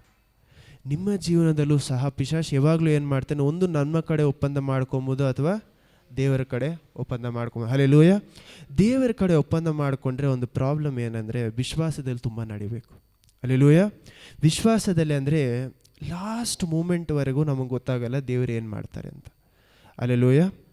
ಆದರೆ ನಿಮ್ಮ ಸ್ವಂತ ಆಧಾರನ ಮೇಲೆ ನೋಡಿ, ಅದೇ ಹೇಳ್ತಾರಲ್ಲ, ಗೊತ್ತಿಲ್ಲದೇ ಇರೋ ಪಿಶಾಚಿ ಜೊತೆ ಹೋಗಿ ಸೇರ್ಕೊಳ್ಳೋದು ಬದಲು ಗೊತ್ತಿರೋ ಪಿಶಾಚಿ ಜೊತೆ ಏನು ಮಾಡ್ಕೊಬೋದು, ನಾವು ಸೇರಿ ನಡಿಬೋದು ಅಂತ. ಎಷ್ಟು ಅದು ತಮಿಳಲ್ಲಿ ಹೇಳ್ತಾರೆ, தெரியாத பிசாஸ் கிட்ட போய் மாட்டிக்கிறதை விட தெரிஞ்ச பிசாஸ் கூட என்ன பண்ணலாம் வாழ்ந்துடலாமா ಅನ್ನೋಂಥ ರೀತಿಯಲ್ಲಿ ಈ ಜಾಗದಲ್ಲಿ ನಮ್ಗೆ ಗೊತ್ತಿರುವಂಥ ವಿಷಯ ಏನಂದರೆ, ನೋಡಿ ಆ ಅಸರ್ಯ ರಾಜ ಏನು ಮಾಡ್ತಾನಂದರೆ, ಮೊದಲು ಈ ರಾಜ ಏನು ಮಾಡ್ತಾನೆ, ನನ್ನ ಜೊತೆ ಒಪ್ಪಂದ ಮಾಡಿಕೊಂಡ್ರೆ ಅವನು ಅಗ್ರಿಮೆಂಟ್ ಹೇಳ್ತಾನೆ, ಒಂದು ವಿಷಯ ಹೇಳ್ತಾನೆ. ಮೊದಲು ನಾನು ಏನು ಮಾಡ್ತೀನಿ, ನಾನೇ ನಿಮ್ಗೆ ಏನು ಮಾಡಿಬಿಡ್ತೀನಿ, ಎಲ್ಲ ವಿಷಯವನ್ನು ನಿಮ್ಮ ಸ್ವಂತ ಲ್ಯಾಂಡಲ್ಲಿ ನೀವು ತಿನ್ಬೋದು, ನೀವೇ ಇದೆಲ್ಲ ಮಾಡ್ಕೊಬೋದು, ಎಲ್ಲ ಓಕೆ. ಬಟ್ 32 ಏನು ಮಾಡ್ತಾನೆ ನೋಡಿ, 32 ಏನು ಹೇಳ್ತಾನೆ ಅಂದರೆ, ಇದೇ ರೀತಿ ಸ್ವಲ್ಪ ಕಾಲ ಆದಮೇಲೆ ಇನ್ನೊಂದು ದೇಶಕ್ಕೆ ರಾಜ ನಿಮ್ಮನ್ನು ಕರ್ಕೊಂಡು ಹೋಗ್ತಾನೆ. ಆ ಜಾಗದಲ್ಲಿ ಕರ್ಕೊಂಡೋಗಿ ಇದೇ ರೀತಿ ನಿಮ್ಮನ್ನು ಏನು ಮಾಡ್ತಾನೆ, ಇದೇ ಹಾಲು ಜೇನು ಹರಿಯುವಂಥ ದೇಶದಲ್ಲಿ ನಿಮ್ಮನ್ನು ಕರ್ಕೊಂಡೋಗಿ ಇಡ್ತಾನೆ ಅನ್ನುವಂಥ ರೀತಿಯಲ್ಲಿ ಪ್ರಾಮಿಸ್ ಮಾಡ್ತಾನೆ. ಏನು ಮಾಡ್ತಾನೆ, ಮೊದಲು ಏನು ಹೇಳ್ತಾನೆ, ಹಾಲು ಜೇನು ದೇವರು ಆಶೀರ್ವದಿಸಿ ಕೊಟ್ಟಿರುವಂಥ ಜಾಗ ಯಾವುದು, ಯೆರೂಸಲೇಮ್, ಯೂದ. ಹಲ್ಲೆಲೂಯಾ. ದೇವರು ಯಾರಿಗೆ ಪ್ರಾಮಿಸ್ ಮಾಡ್ತಾ ಇದ್ದಾರೆ, ಸ್ಟಾರ್ಟಿಂಗಲ್ಲಿ ಆಬ್ರಾಮನಿಗೆ ಪ್ರಾಮಿಸ್ ಮಾಡಿದ ಕಾನಾನ್ ದೇಶವನ್ನು ಅವರ ಮಕ್ಕಳಿಗೆ ಏನು ಮಾಡ್ತಾರೆ, ದೇವರು ಈ ಜಾಗದಲ್ಲಿ ಕೊಡ್ತಾ ಇದ್ದಾರೆ. ಹಲ್ಲೆಲೂಯಾ. ಅಂಥ ಕಾನಾನ್ ದೇಶವನ್ನು ಬಿಟ್ಟು ಈ ಜಾಗದಲ್ಲಿ ಏನು ಹೇಳ್ತಾನೆ, ಸದ್ಯಕ್ಕೆ ಏನು ಇವಂದಿರೋ ರೀತಿಯಲ್ಲಿ ಏನು ಹೇಳ್ತಾನೆ, ಸದ್ಯಕ್ಕೆ ನೀವು ಇಲ್ಲಿ ಬಾಳ್ಬೋದು, ಆಮೇಲೆ ನಾನು ಏನು ಮಾಡ್ತೀನಿ, ಈ ಜಾಗದಿಂದ ನಿಮ್ಮನ್ನು ಬೇರೆ ಕಡೆ ಬೇರೆ ದೇಶಕ್ಕೆ ಅದು ಇದೇ ರೀತಿ ಇರುತ್ತೆ ಅಂತ ಹೇಳ್ತಾನೆ. ಒಂದು ಜಾಗದಲ್ಲಿ ನೋಡಿ, ದೇವರು ಏನು ಪ್ರಾಮಿಸ್, ದೇವ್ರು ಏನು ಹೇಳ್ತಾರೆ, ನಿಮಗೆ ಇದೇ ದೇಶ ಕೊಡಿ, ಇಲ್ಲೇ ನಿಮ್ಮನ್ನು ಚೆನ್ನಾಗಿ ಇಟ್ಕೊಳ್ತೀನಿ ಅಂತ ಒಂದು ಕಡೆ ದೇವ್ರು ಹೇಳ್ತಾ ಇದ್ದಾರೆ. ಇನ್ನೊಂದು ಕಡೆ ಇವನೇನು ಮಾಡ್ತಾ ಇದ್ದಾನೆ, ಗ್ಯಾರಂಟಿ ಕೊಡ್ತೀನಿ ಏನಂತ, ಇದೇ ರೀತಿ ಇನ್ನೊಂದು ದೇಶದಲ್ಲಿ ಕರ್ಕೊಂಡು ಹೋದರೆ ಇವ್ರನ್ನ ಏನು ಮಾಡ್ತಾನೆ, ಈ ಜನರನ್ನೆಲ್ಲರನ್ನ ಏನು ಮಾಡ್ತಾನೆ, ಸ್ಲೇವ್ಸ್ ಆಗಿ ಮಾಡ್ತಾನೆ, ದಾಸತ್ವದಲ್ಲಿ ಏನು ಮಾಡ್ತಾನೆ, ಇಟ್ಕೊಳ್ತಾನೆ. ಸೊ ನಾವು ಎರಡು ಕಡೆ ನೋಡಬೇಕು. ಈ ಜಾಗದಲ್ಲಿ ನೋಡಿ ಎಷ್ಟು ಏನು ಮಾಡ್ತಾನೆ, ಆ ಜನರನ್ನು ಇವನ ಕಡೆ ತಿರುಗಿಸ್ಕೊಬೇಕು ಅನ್ನುವಂಥ ರೀತಿಯಲ್ಲಿ ಏನು ಮಾಡ್ತಾನೆ, ಟ್ರಿಕ್ಸಾಗಿ ಏನು ಮಾಡ್ತಾ ಇದ್ದಾನೆ, ಮಾತಾಡ್ತಾನೆ, ಮೋಸ ಮಾಡಿ ಮಾತಾಡ್ತಾನೆ. ಹಲ್ಲೆಲೂಯಾ. ನಮಗೂ ಸಹ ಎಷ್ಟೋ ಸತಿ ಬಿಸ್ನೆಸ್ ಡೀಲ್ಸ್ ಬರ್ಬೋದು, ಬೇರೆ ಬೇರೆ ವಿಷಯಗಳು ಬರ್ಬೋದು. ನಿಮ್ಮ ಜೀವನದಲ್ಲಿ ಬರಬೇಕಾದ್ರೆ ಏನಿರುತ್ತೆ, ತುಂಬ ಚೆನ್ನಾಗಿರುವ ರೀತಿಯಲ್ಲಿ ಇರುತ್ತೆ ಏನು, ಇದು ಮಾಡಿಬಿಟ್ರೆ ಇಷ್ಟು ಬೇಗ ನಿಮ್ಗೇನಾಗತ್ತೆ, ಈ ಕಾಸು ಇಲ್ಲಿ ಇನ್ವೆಸ್ಟ್ ಮಾಡಿದ್ರೆ ಇದಾಗತ್ತೆ ಅದಾಗತ್ತೆ ಅಂತ ಮನುಷ್ಯರು ತಮ್ಮ ಸ್ವಂತ ಬುದ್ಧಿಯಲ್ಲಿ ಎಷ್ಟೋ ವಿಷಯಗಳನ್ನು ಮಾಡ್ಕೊಂಡು ಏನು ಮಾಡ್ತಾರೆ, ಸಿಕ್ಕಾಕೊಳ್ತಾರೆ. ನೋಡಿ, ನಾನು ಕಷ್ಟದಲ್ಲಿದ್ದೆ, ನಾನು ಮಾಡಿದ್ದು ತಪ್ಪ. ನಾವು ನೋಡಿ, ನಾನು ಇವಾಗಲೂ ಹೇಳ್ತೀನಿ, ಇನ್ವೆಸ್ಟ್ ಮಾಡೋದು ತಪ್ಪಲ್ಲ. ನೀವು ಬೇರೆ ಬೇರೆ ವಿಷಯಗಳಲ್ಲಿ ನೀವು ಗೋಲ್ಡ್ ತೊಗೊಳ್ಳೋದು, ಇದು ಮಾಡಿ ಇನ್ವೆಸ್ಟ್ ಮಾಡೋದು ತಪ್ಪಲ್ಲ. ಯಾಕಂದರೆ ನಿಮ್ಮ ಕಾಸನ್ನು ನಾವೇನು ಮಾಡಬೇಕು, ದೇವ್ರು ಕೊಟ್ಟಿರುವಂಥ ಕಾಸನ್ನು ಆಶೀರ್ವಾದವಾಗಿ ಸರಿಯಾದ ರೀತಿಯಲ್ಲಿ ಇಟ್ಕೊಳ್ಳೋದು ತಪ್ಪು ಅಲ್ಲ. ಯಾಕಂದರೆ ದೇವ್ರ ವಾಕ್ಯದಲ್ಲಿ ಹೇಳ್ತಾರೆ, ಯಾರು ತುಂಬ ಬುದ್ಧಿಶಾಲಿಯಾಗಿರ್ತಾನೆ ಅವನು ಏನು ಮಾಡ್ತಾನಂತೆ, ಬರುವಂಥ ಕಾಲಕ್ಕೆ ನೋಡಿ, ಯೋಸೇಫನು ಸಹ ಏನು ಮಾಡ್ತಾನೆ, ಬೆಸ್ಟ್ ಎಕ್ಸಾಂಪಲ್ ಯಾರು, ಯೋಸೇಫನು.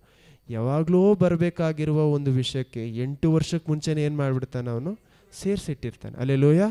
ನೋಡಿ, ನೀವು ಸೇರಿಸಿಡುವುದು ಅಥವಾ ನೀವು ಬೇರೆಯವ್ರಿಗೆ ಕೊಡುವುದು ಅದರ ಕುರಿತಾಗಿ ನಾನು ಮಾತಾಡ್ತಾ ಇಲ್ಲ. ಆದರೆ ಈ ಜಾಗದಲ್ಲಿ ಏನಾಗುತ್ತೆ, ನಾವು ಯಾವುದಕ್ಕೋ ಒಂದು ವಿಷಯಕ್ಕೋಸ್ಕರ ಆಸೆ ಪಟ್ಟು ದೇವರು ಕೊಟ್ಟಿರುವಂಥ ವಿಷಯವನ್ನು ಏನು ಮಾಡಬಾರ್ದು, ಬಿಟ್ಬಿಡಬಾರ್ದು. ಹಲ್ಲೆಲೂಯಾ.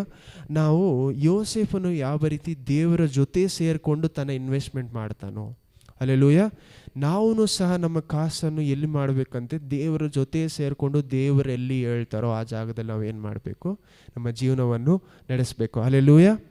ಓಕೆ, ಅದೆಲ್ಲ ಪಾಯಿಂಟ್. ಇವತ್ತು ಪಾಯಿಂಟ್ ಏನಾಗಿತ್ತು ಅಂದರೆ, ನೋಡಿ, ಈ ಪಿಶಾಚಿ ನಮ್ಮನ್ನು ಯಾವ ರೀತಿಯಲ್ಲಿ ಬಂದು ಶೋಧಿಸ್ತಾನೆ. ಯಾಕಂದ್ರೆ ನೋಡಿ, ಅವನು ಟ್ಯಾಕ್ಟಿಕ್ಕಾಗಿ ಬರಬೇಕಾದ್ರೆ ಅಷ್ಟು ಯೋಚನೆ ಮಾಡಿ ಒಂದು ಫುಲ್ ಯುದ್ಧದ ರೀತಿಯಲ್ಲಿ ನಿಮ್ಮ ಜೊತೆ ಬರಬೇಕಂದ್ರೆ, ಯಾಕಂದರೆ ನೋಡಿ, ನಾವು ಯೋಚನೆ ಮಾಡ್ಬೋದು, ಒಬ್ಬೊಬ್ಬರ ಜೊತೆನೂ ಪಿಶಾಚಿ ಈ ರೀತಿ ಜಗಳ ಆಡ್ತಾನ, ಒಬ್ಬೊಬ್ಬರ ಜೊತೆ ಈ ರೀತಿ ಮಾಡಬೇಕಂದ್ರೆ ನಾವು ನಮ್ಮ ಸೋಲ್ ಅಥವಾ ನಮ್ಮ ಆತ್ಮಕ್ಕೆ ಎಷ್ಟೋ ಜನರು ನಾವು ನಮ್ಮ ಆತ್ಮಕ್ಕೆ ಸರಿಯಾದ ಬೆಲೆ ಕೊಡಲ್ಲ. ದೇವರು ಕೊಡುವಂಥ ಬೆಲೆಗಿಂತ ನೀವು ನಿಮ್ಮ ಆತ್ಮಕ್ಕೆ ಕಡಿಮೆ ಬೆಲೆ ಕೊಡ್ತೀರ. ಪಿಶಾಚಿ ನಿಮ್ಮ ಆತ್ಮ ಕೊಡುವ ಬೆಲೆಗಿಂತ ನಿಮ್ಮ ಆತ್ಮಕ್ಕೆ ನೀವು ಕಡಿಮೆ ಬೆಲೆ ಕೊಡ್ತಾ ಇದ್ದೀರ. ಯಾಕಂದರೆ ನಾವೇನು ಅಂದ್ಕೊಳ್ತೀವಿ ಅಂದರೆ, ಓ ಆತ್ಮ ತಾನೆ, ದೇವ್ರು ಏನು ಹೇಳ್ತಾರೆ, ಇಟರ್ನಲ್ ಡ್ಯಾಮ್ನೇಷನ್, ಯಾವಾಗಲೂ ಕಾಲಕ್ಕೂ ಏನಾಗಿರಬೇಕಂತೆ ನಾವು ಅವಸ್ಥೆ ಪಡಬೇಕು, ನಾವು ನರಕದಲ್ಲಿ ಇರಬೇಕು ಅಂತ ಹೇಳಿದ್ರೂ ಸಹ ನಮ್ಮ ಆತ್ಮಕ್ಕೆ ಬೆಲೆ ನಾವೇನು ಮಾಡ್ತೀವಿ, ಹೆಚ್ಚು ಕೊಡುವುದಿಲ್ಲ.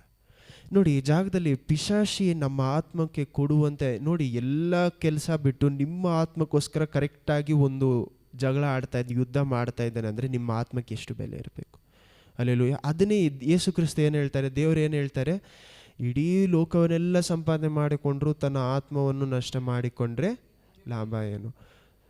ನಾವೆಲ್ಲರೂ ಸುಲಭವಾಗಿ ಹೇಳ್ತೀವಿ, ದೇವರು ಇಡೀ ಲೋಕಕ್ಕೆ ನಿಮ್ಮ ಆತ್ಮವನ್ನು ಏನು ಮಾಡಿದ್ದಾರೆ, ಹೋಲಿಸಿದ್ದಾರೆ. ದೇವರೇ ನಿಮ್ಮ ಆತ್ಮದ ಬೆಲೆ ಗೊತ್ತು. ನಿಮಗೆ ನಿಮ್ಮ ಆತ್ಮದ ಬೆಲೆ ಗೊತ್ತಾ? ಹಲ್ಲೆಲೂಯಾ.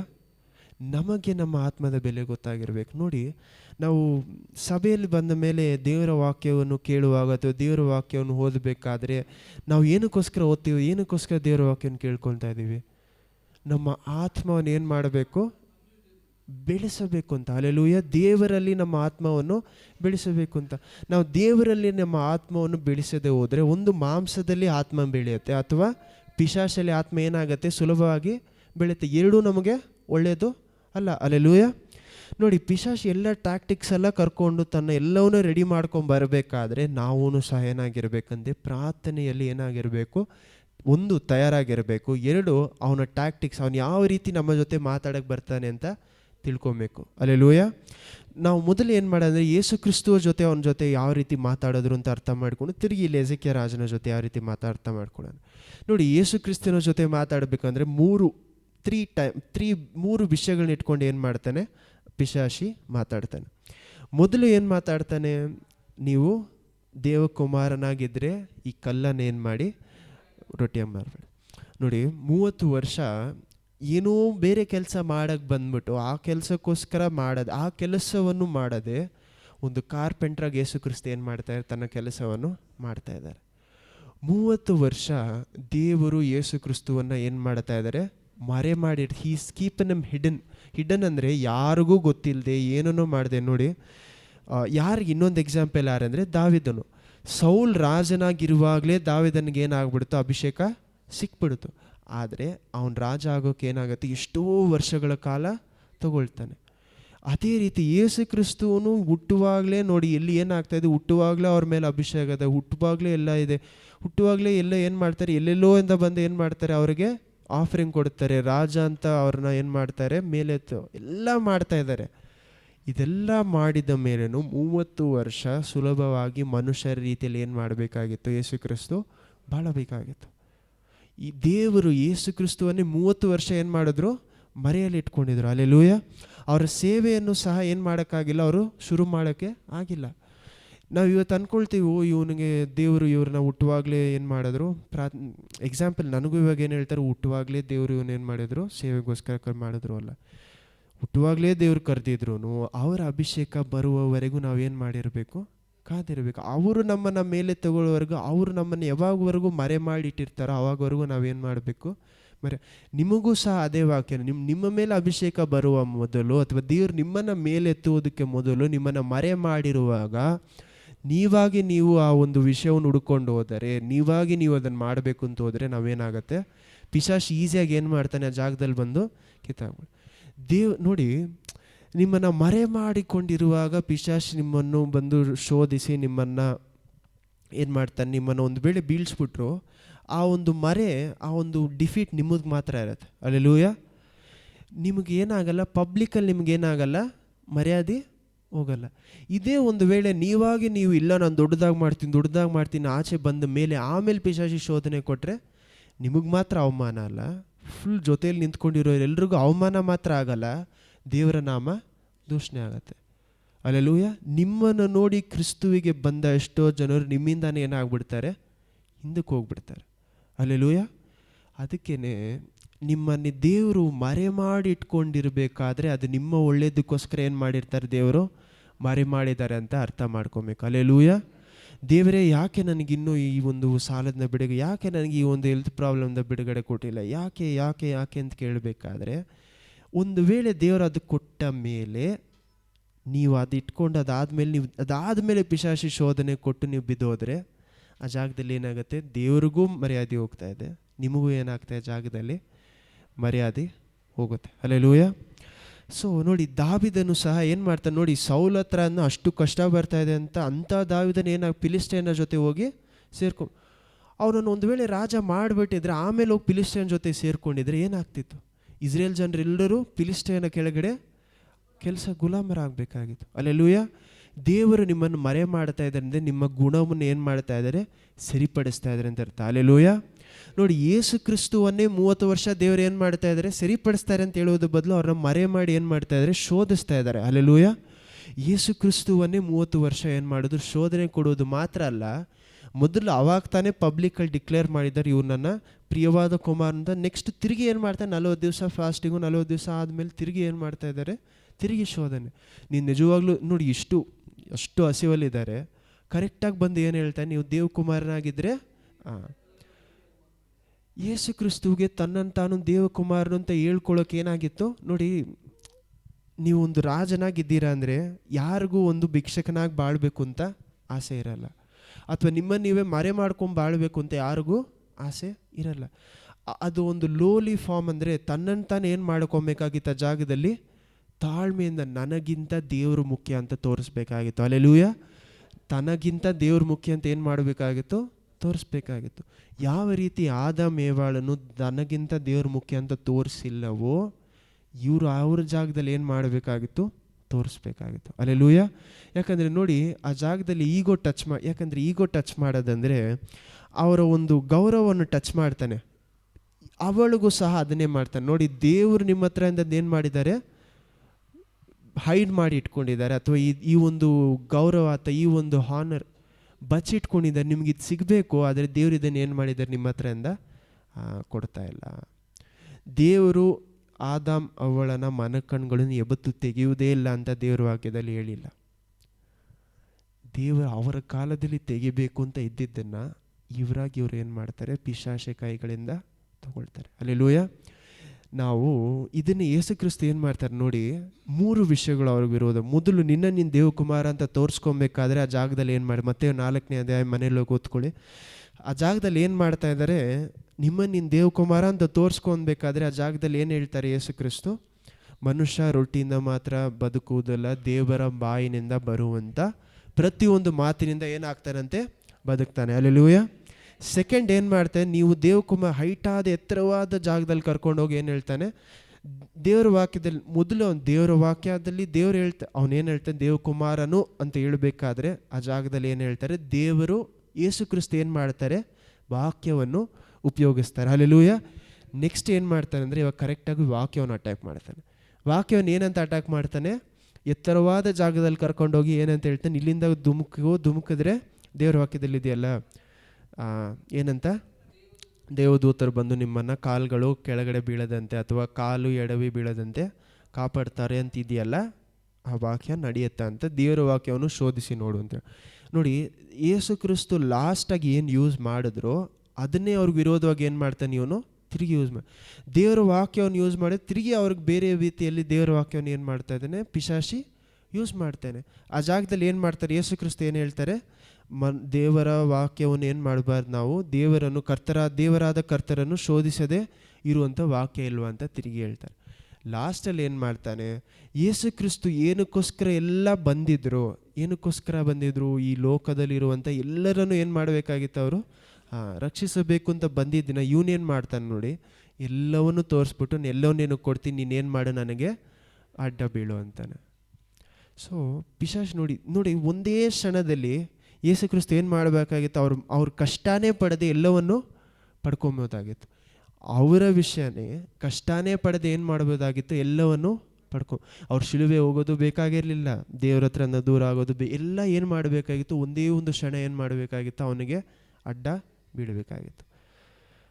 ಆದರೆ ಆ ಜಾಗದಲ್ಲಿ ದೇವರು ಏನು ಹೇಳ್ತಾ, ನಿಮ್ಮ ದೇವರಾದ ಕರ್ತರೊಬ್ಬರನ್ನು ಬಿಟ್ಟು ಬೇರೆ ಯಾರನ್ನು ನೋಡಿ, ನಿಮಗೂ ಸಹ ಒಂದು ದೇವ್ರು ಏನು ಮಾಡ್ತಾರೆ, ಆ ಶೋಧನೆಯಲ್ಲಿ ಏನು ಮಾಡ್ತಾರೆ, ಒಂದು ದೇವರ ಜೊತೆ ನಿಂತ್ಕೊಬೋದು, ಇನ್ನೊಂದು ಪಿಶಾಚ ಜೊತೆ ನಿಂತ್ಕೊಂಡು. ನಾವೆಲ್ಲರೂ ಏನು ಅಂದ್ಕೊಳ್ತೀವಿ ಅಂದರೆ, ದೇವ್ರ ಜೊತೆ ನಿಂತ್ಕೊಂಡ್ರೆ ನಾನು ಕೇಳಿದ್ದೆಲ್ಲ ದೇವ್ರು ಕೊಟ್ಬಿಡ್ತಾರಾ, ಅಥವಾ ಎಲ್ಲ ವಿಷಯಗಳು ಸುಲಭವಾಗಿ ನಡೆದು ಬಿಡತ್ತಾ.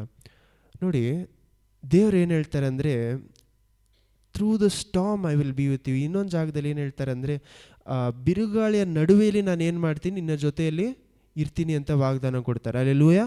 ದೇವರ ವಾಗ್ದಾನ ಬಿರುಗಾಳಿ ಬರಲ್ಲ ಅಂತಲ್ಲ, ಬಿರುಗಾಳಿ ನಡುವೆನೂ ನಾನು ಏನು ಮಾಡ್ತೀನಿ, ನಿನ್ನ ಜೊತೆ ಇರ್ತೀನಿ. ಹಲ್ಲೆಲೂಯಾ. ನಾವೇನು ಅಂದ್ಕೊಳ್ತೀವಿ ಅಂದರೆ, ಯೇಸು ಕ್ರಿಸ್ತನ ಜೊತೆ ನಾವು ಇದ್ದುಬಿಟ್ರೆ ಬಿರುಗಾಳಿನೇ ಬರಲ್ಲ. ಆದರೆ ದೇವರ ವಾಕ್ಯ ಏನು ಹೇಳ್ತಾ ಇದೆ, ಬಿರುಗಾಳಿ ಬರುತ್ತೆ, ಬಿರುಗಾಳಿಯ ಮೂಲಕನೂ ಬಿರುಗಾಳಿಯಲ್ಲೂ ನಾನು ಏನು ಮಾಡ್ತೀನಿ, ನಾನು ಜೊತೆಯಲ್ಲಿ ಇರ್ತೀನಿ. ಹಲ್ಲೆಲೂಯಾ. ನಾವು ಆ ಡಿಫ್ರೆನ್ಸ್ ತಿಳ್ಕೊಬೇಕು. ದೇವರ ಜೊತೆಯಲ್ಲಿದ್ದರೆ ಕಷ್ಟ ಬರಲ್ಲ ಅಂತಲ್ಲ, ಕಷ್ಟದ ಮೂಲಕನೂ ದೇವರು ಏನು ಮಾಡ್ತಾರೆ, ನಮ್ಮನ್ನು ಜಯ ಕೊಡ್ತಾರೆ. ಹಲ್ಲೆಲೂಯಾ. ಆದರೆ ಈ ಜಾಗದಲ್ಲಿ ಮುಖ್ಯವಾದ ವಿಷಯನು, ಪಿಶಾಚಿ ಯಾವ ರೀತಿಯೆಲ್ಲ ಅಟ್ಯಾಕ್ ಮಾಡ್ತಾನೆ. ಮೊದಲು ಏನು ಮಾಡ್ತಾ ಇದ್ದಾನೆ, ಊಟದ ವಿಷಯದಲ್ಲಿ ನೀನು ನಿಜವಾಗ್ಲೂ ಕ್ರಿಶ್ಚಿಯನ್ ಆಗಿದ್ರೆ ಅಥವಾ ನಿಜವಾಗ್ಲೂ ದೇವರಾಗಿದ್ದರೆ ಯಾಕೆ ಇದನ್ನು ಮಾಡಬಾರ್ದು? ನನಗೂ ಬಂದ ಪ್ರಶ್ನೆ, ನಿಮಗೂ ಬರಬೇಕಾದಂಥ ಪ್ರಶ್ನೆ. ಹಲ್ಲೆಲೂಯಾ. ಮೊದಲು ಏನು ಮಾಡ್ತಾನೆ, ನೀನು ದೇವಕುಮಾರ್, ನೀನು ನಿಜವಾಗ್ಲೂ ಸೇವಕನಾಗಿದ್ದರೆ ಅಥವಾ ನಿಜವಾಗ್ಲೂ ಕ್ರಿಶ್ಚಿಯನ್ ಆಗಿದ್ದರೆ ಇದನ್ನು ಮಾಡು ಅಥವಾ ಅದನ್ನು ಮಾಡು ಅಂತ ಜನರು ಹೇಳ್ತಾರೆ ಅಂತ ನಮಗೆ ನಾವೇ ಎಷ್ಟೋ ಸತಿ ಹೇಳ್ಕೊತೀವಿ. ನೆಕ್ಸ್ಟ್ ಏನು ಹೇಳ್ತೀವಿ, ದೇವ್ರು ನಿನಗೆ ಪ್ರಾಮಿಸ್ ಕೊಟ್ರಲ್ಲ, ಕೊಟ್ಟ ಪ್ರಾಮಿಸ್ನ ನಡೆಸಿ ತೋರಿಸು ಅಂತ ದೇವ್ರ ಹತ್ರ ಏನು ಮಾಡು, ಪರೀಕ್ಷೆ ಮಾಡಿ ನೋಡು. ನೋಡಿ, ಪಿಶಾಚಿ ನಮಗೆ ಕೊಡ್ತಾ ಇರುವಂಥ ಎಲ್ಲ ಶೋಧನೆಗಳು. ಹಲ್ಲೆಲೂಯಾ. ನೆಕ್ಸ್ಟ್ ಏನು ಮಾಡ್ತೇನೆ, ಲಾಸ್ಟಲ್ಲಿ ಎಲ್ಲ ಕೊಡ್ತೀನಿ, ಒಂದೇ ಒಂದು ಕ್ಷಣ ಏನು ಮಾಡು, ನನಗೆ ಅಡ್ಡ ಬೀಳು. ಇದನ್ನೇ ನೀವು ಎಲ್ಲಿ ಕಂಪೇರ್ ಮಾಡ್ಬೋದಂದರೆ, ಎಜಿಕಿಯ ರಾಜನ ಆ ಒಂದು ಸ್ಥಳದಲ್ಲಿ ಅಥವಾ ಅವನ ಜೊತೆ ಮಾತಾಡಬೇಕಾದ್ರೆ ಏನು ಹೇಳ್ತಾರೆ, ನನ್ನ ಜೊತೆ ಒಪ್ಪಂದ ಮಾಡಿಕೊಳ್ಳಿ, ನಾನು ನಿಮಗೆಲ್ಲ ವಿಷಯಗಳನ್ನು ಕೊಡ್ತೀನಿ, ಅದಾದ ಮೇಲೆ ಸ್ವಲ್ಪ ಕಾಲ ಆದಮೇಲೆ ಇನ್ನೊಂದು ಕಡೆ ಕರ್ಕೊಂಡೋಗಿ ನಿಮಗೆಲ್ಲವನ್ನು ಏನು ಮಾಡಿ, ನೀವು ಎಜಿಕಿಯ ರಾಜನ ನಂಬೇಡಿ. ಮೊದಲು ಏನು ಹೇಳ್ತಾನೆ, ದೇವರಾದ ಕರ್ತರನ್ನು ನಂಬು ಅಂತ ಎಜಿಕಿಯ ರಾಜ ಹೇಳ್ತಾನೆ, ಅವನನ್ನು ನಂಬೇಡಿ. ನೆಕ್ಸ್ಟು ಎಜಿಕಿಯ ರಾಜನನ್ನು ಏನು ಮಾಡಬೇಡಿ, ನಂಬೇಡಿ. ಇಬ್ರಿಗೂ ಏನಿಲ್ಲ, ಶಕ್ತಿ ಇಲ್ಲ. ನೋಡಿ, ನಮಗೂ ಸಹ ಎಷ್ಟೋ ಸತಿ ನಾವು ನಮ್ಮ ಕಣ್ಗಳಿಗೆ ಅಥವಾ ನಮ್ಮ ಸರ್ಕಮ್ಸ್ಟಾನ್ಸಸಲ್ಲಿ ಏನಾಗತ್ತಂದರೆ, ಈ ಒಂದು ಕ್ಷಣದಲ್ಲಿ ದೇವರು ಏನೂ ಮಾಡ್ತಾ ಇಲ್ಲ, ನಾನೇನಾದರೂ ಒಂದು ವಿಷಯವನ್ನು ಮಾಡಬೇಕು. ದೇವರು ತುಂಬ ಏನು ಮಾಡಿ, ಎಷ್ಟೇ ಪ್ರಾರ್ಥನೆ ಮಾಡಿದ್ರು ದೇವ್ರು ನನಗೇನು ಮಾಡ್ತಾ ಇಲ್ಲ, ಉತ್ತರವು ಕೊಡ್ತಾ ಇಲ್ಲ. ನಾನೇನು ಮಾಡ್ತೀನಿ, ನಾನೇನಾದರೂ ಇವಾಗ ನನ್ನ ಬಲದಲ್ಲಿ ಏನಾದರೂ ಒಂದು ವಿಷಯವನ್ನು ನಾನು ಮಾಡಬೇಕು. ನೋಡಿ, ನಾವೆಲ್ಲರೂ ಮಾಡುವಂಥ ವಿಷಯಗಳನ್ನೇ ಈ ವಿಷಯದಲ್ಲಿ ಏನು ಮಾಡ್ತಾ, ಅದು ಪಿಶಾಚಿಂದ ಬರ್ತಾ ಇರುವಂಥ ಒಂದು ಶೋಧನೆ ಅಂತ ನಮಗೇನಾಗಲ್ಲ, ಎಷ್ಟೋ ಸತಿ ಅರ್ಥ ಆಗಲ್ಲ. ಯಾಕಂದರೆ ಯೇಸು ಕ್ರಿಸ್ತುಗೂ ಸಹ ಓಪನ್ ಆಗಿ ಬಂದಿರಲ್ಲ ಈ ವಿಷಯ. ಇಡೇನು ಪಿಶಾಚಿ ಬಂದು ಹತ್ರ ನಿಂತ್ಕೊಂಡು ಮಾತಾಡಿರ್ತಾನೆ. ದೇವರು ನಾವು ಆ ಜಾಗದಲ್ಲಿ ಇರಬೇಕಾದ್ರೆ ತಾನು ಮನಸ್ಸೊಳಗಡೆ ನಮ್ಮ ಭಾಷೆಯಲ್ಲಿ ಮಾತಾಡೋ ರೀತಿಯಲ್ಲಿ. ನೋಡಿ, ಈ ಜಾಗದಲ್ಲಿ ಏನು ಮಾಡ್ತಾರೆ ಅಂದರೆ, ಅವರೆಲ್ಲ ಹೇಳ್ತಾರೆ ಅರಮೀಕಲ್ಲಿ ಮಾತಾಡಿ, ಇವ್ರಿಗೆಲ್ಲ ಅರ್ಥ ಆಗೋದು, ಜನರಿಗೆಲ್ಲ ಭಯ ಪಡ್ತಾರೆ, ಅರ್ಥ ಆಗೋದು ಬೇಡ ಅಂದರೆ ಅವನೇನು ಹೇಳ್ತಾನೆ, ನಾನು ನಿಮ್ಮ ಹತ್ರ ಮಾತಾಡೋಕ್ಕೆ ಬಂದಿಲ್ಲ, ಈ ಜನರ ಹತ್ರನೂ ಸಹ ಸೇರಿ ನಾನು ಮಾತಾಡಬೇಕು ಅಂತ. ನೋಡಿ, ಯಾವಾಗಲೂ ನಾನು ಒಂದು ವಿಷಯ ಹೇಳ್ತಾ ಇರ್ತೀನಿ, ದೇವರು ಎಲ್ಲರ ಹತ್ರನೂ ಒಂದೇ ರೀತಿ ಮಾತಾಡಲ್ಲ. ನನಗೆ ಯಾವ ರೀತಿ ಅರ್ಥ ಆಗುತ್ತೋ ಆ ರೀತಿ ದೇವರು ಏನು ಮಾಡ್ತಾರೆ, ನಮ್ಮ ಜೊತೆ ಅದೇ ರೀತಿ ಪಿಶಾಚಿನೂ ಎಲ್ಲರ ಹತ್ರ ಒಂದೇ ರೀತಿ ಮಾತಾಡಲ್ಲ. ನಿಮಗೆ ಯಾವ ಭಾಷೆ ಅರ್ಥ ಆಗುತ್ತೋ ಅದೇ ರೀತಿ ಪಿಶಾಚಿ ಏನು ಮಾಡ್ತಾನೆ, ಮಾತಾಡ್ತಾನೆ. ಹಲ್ಲೆಲೂಯಾ.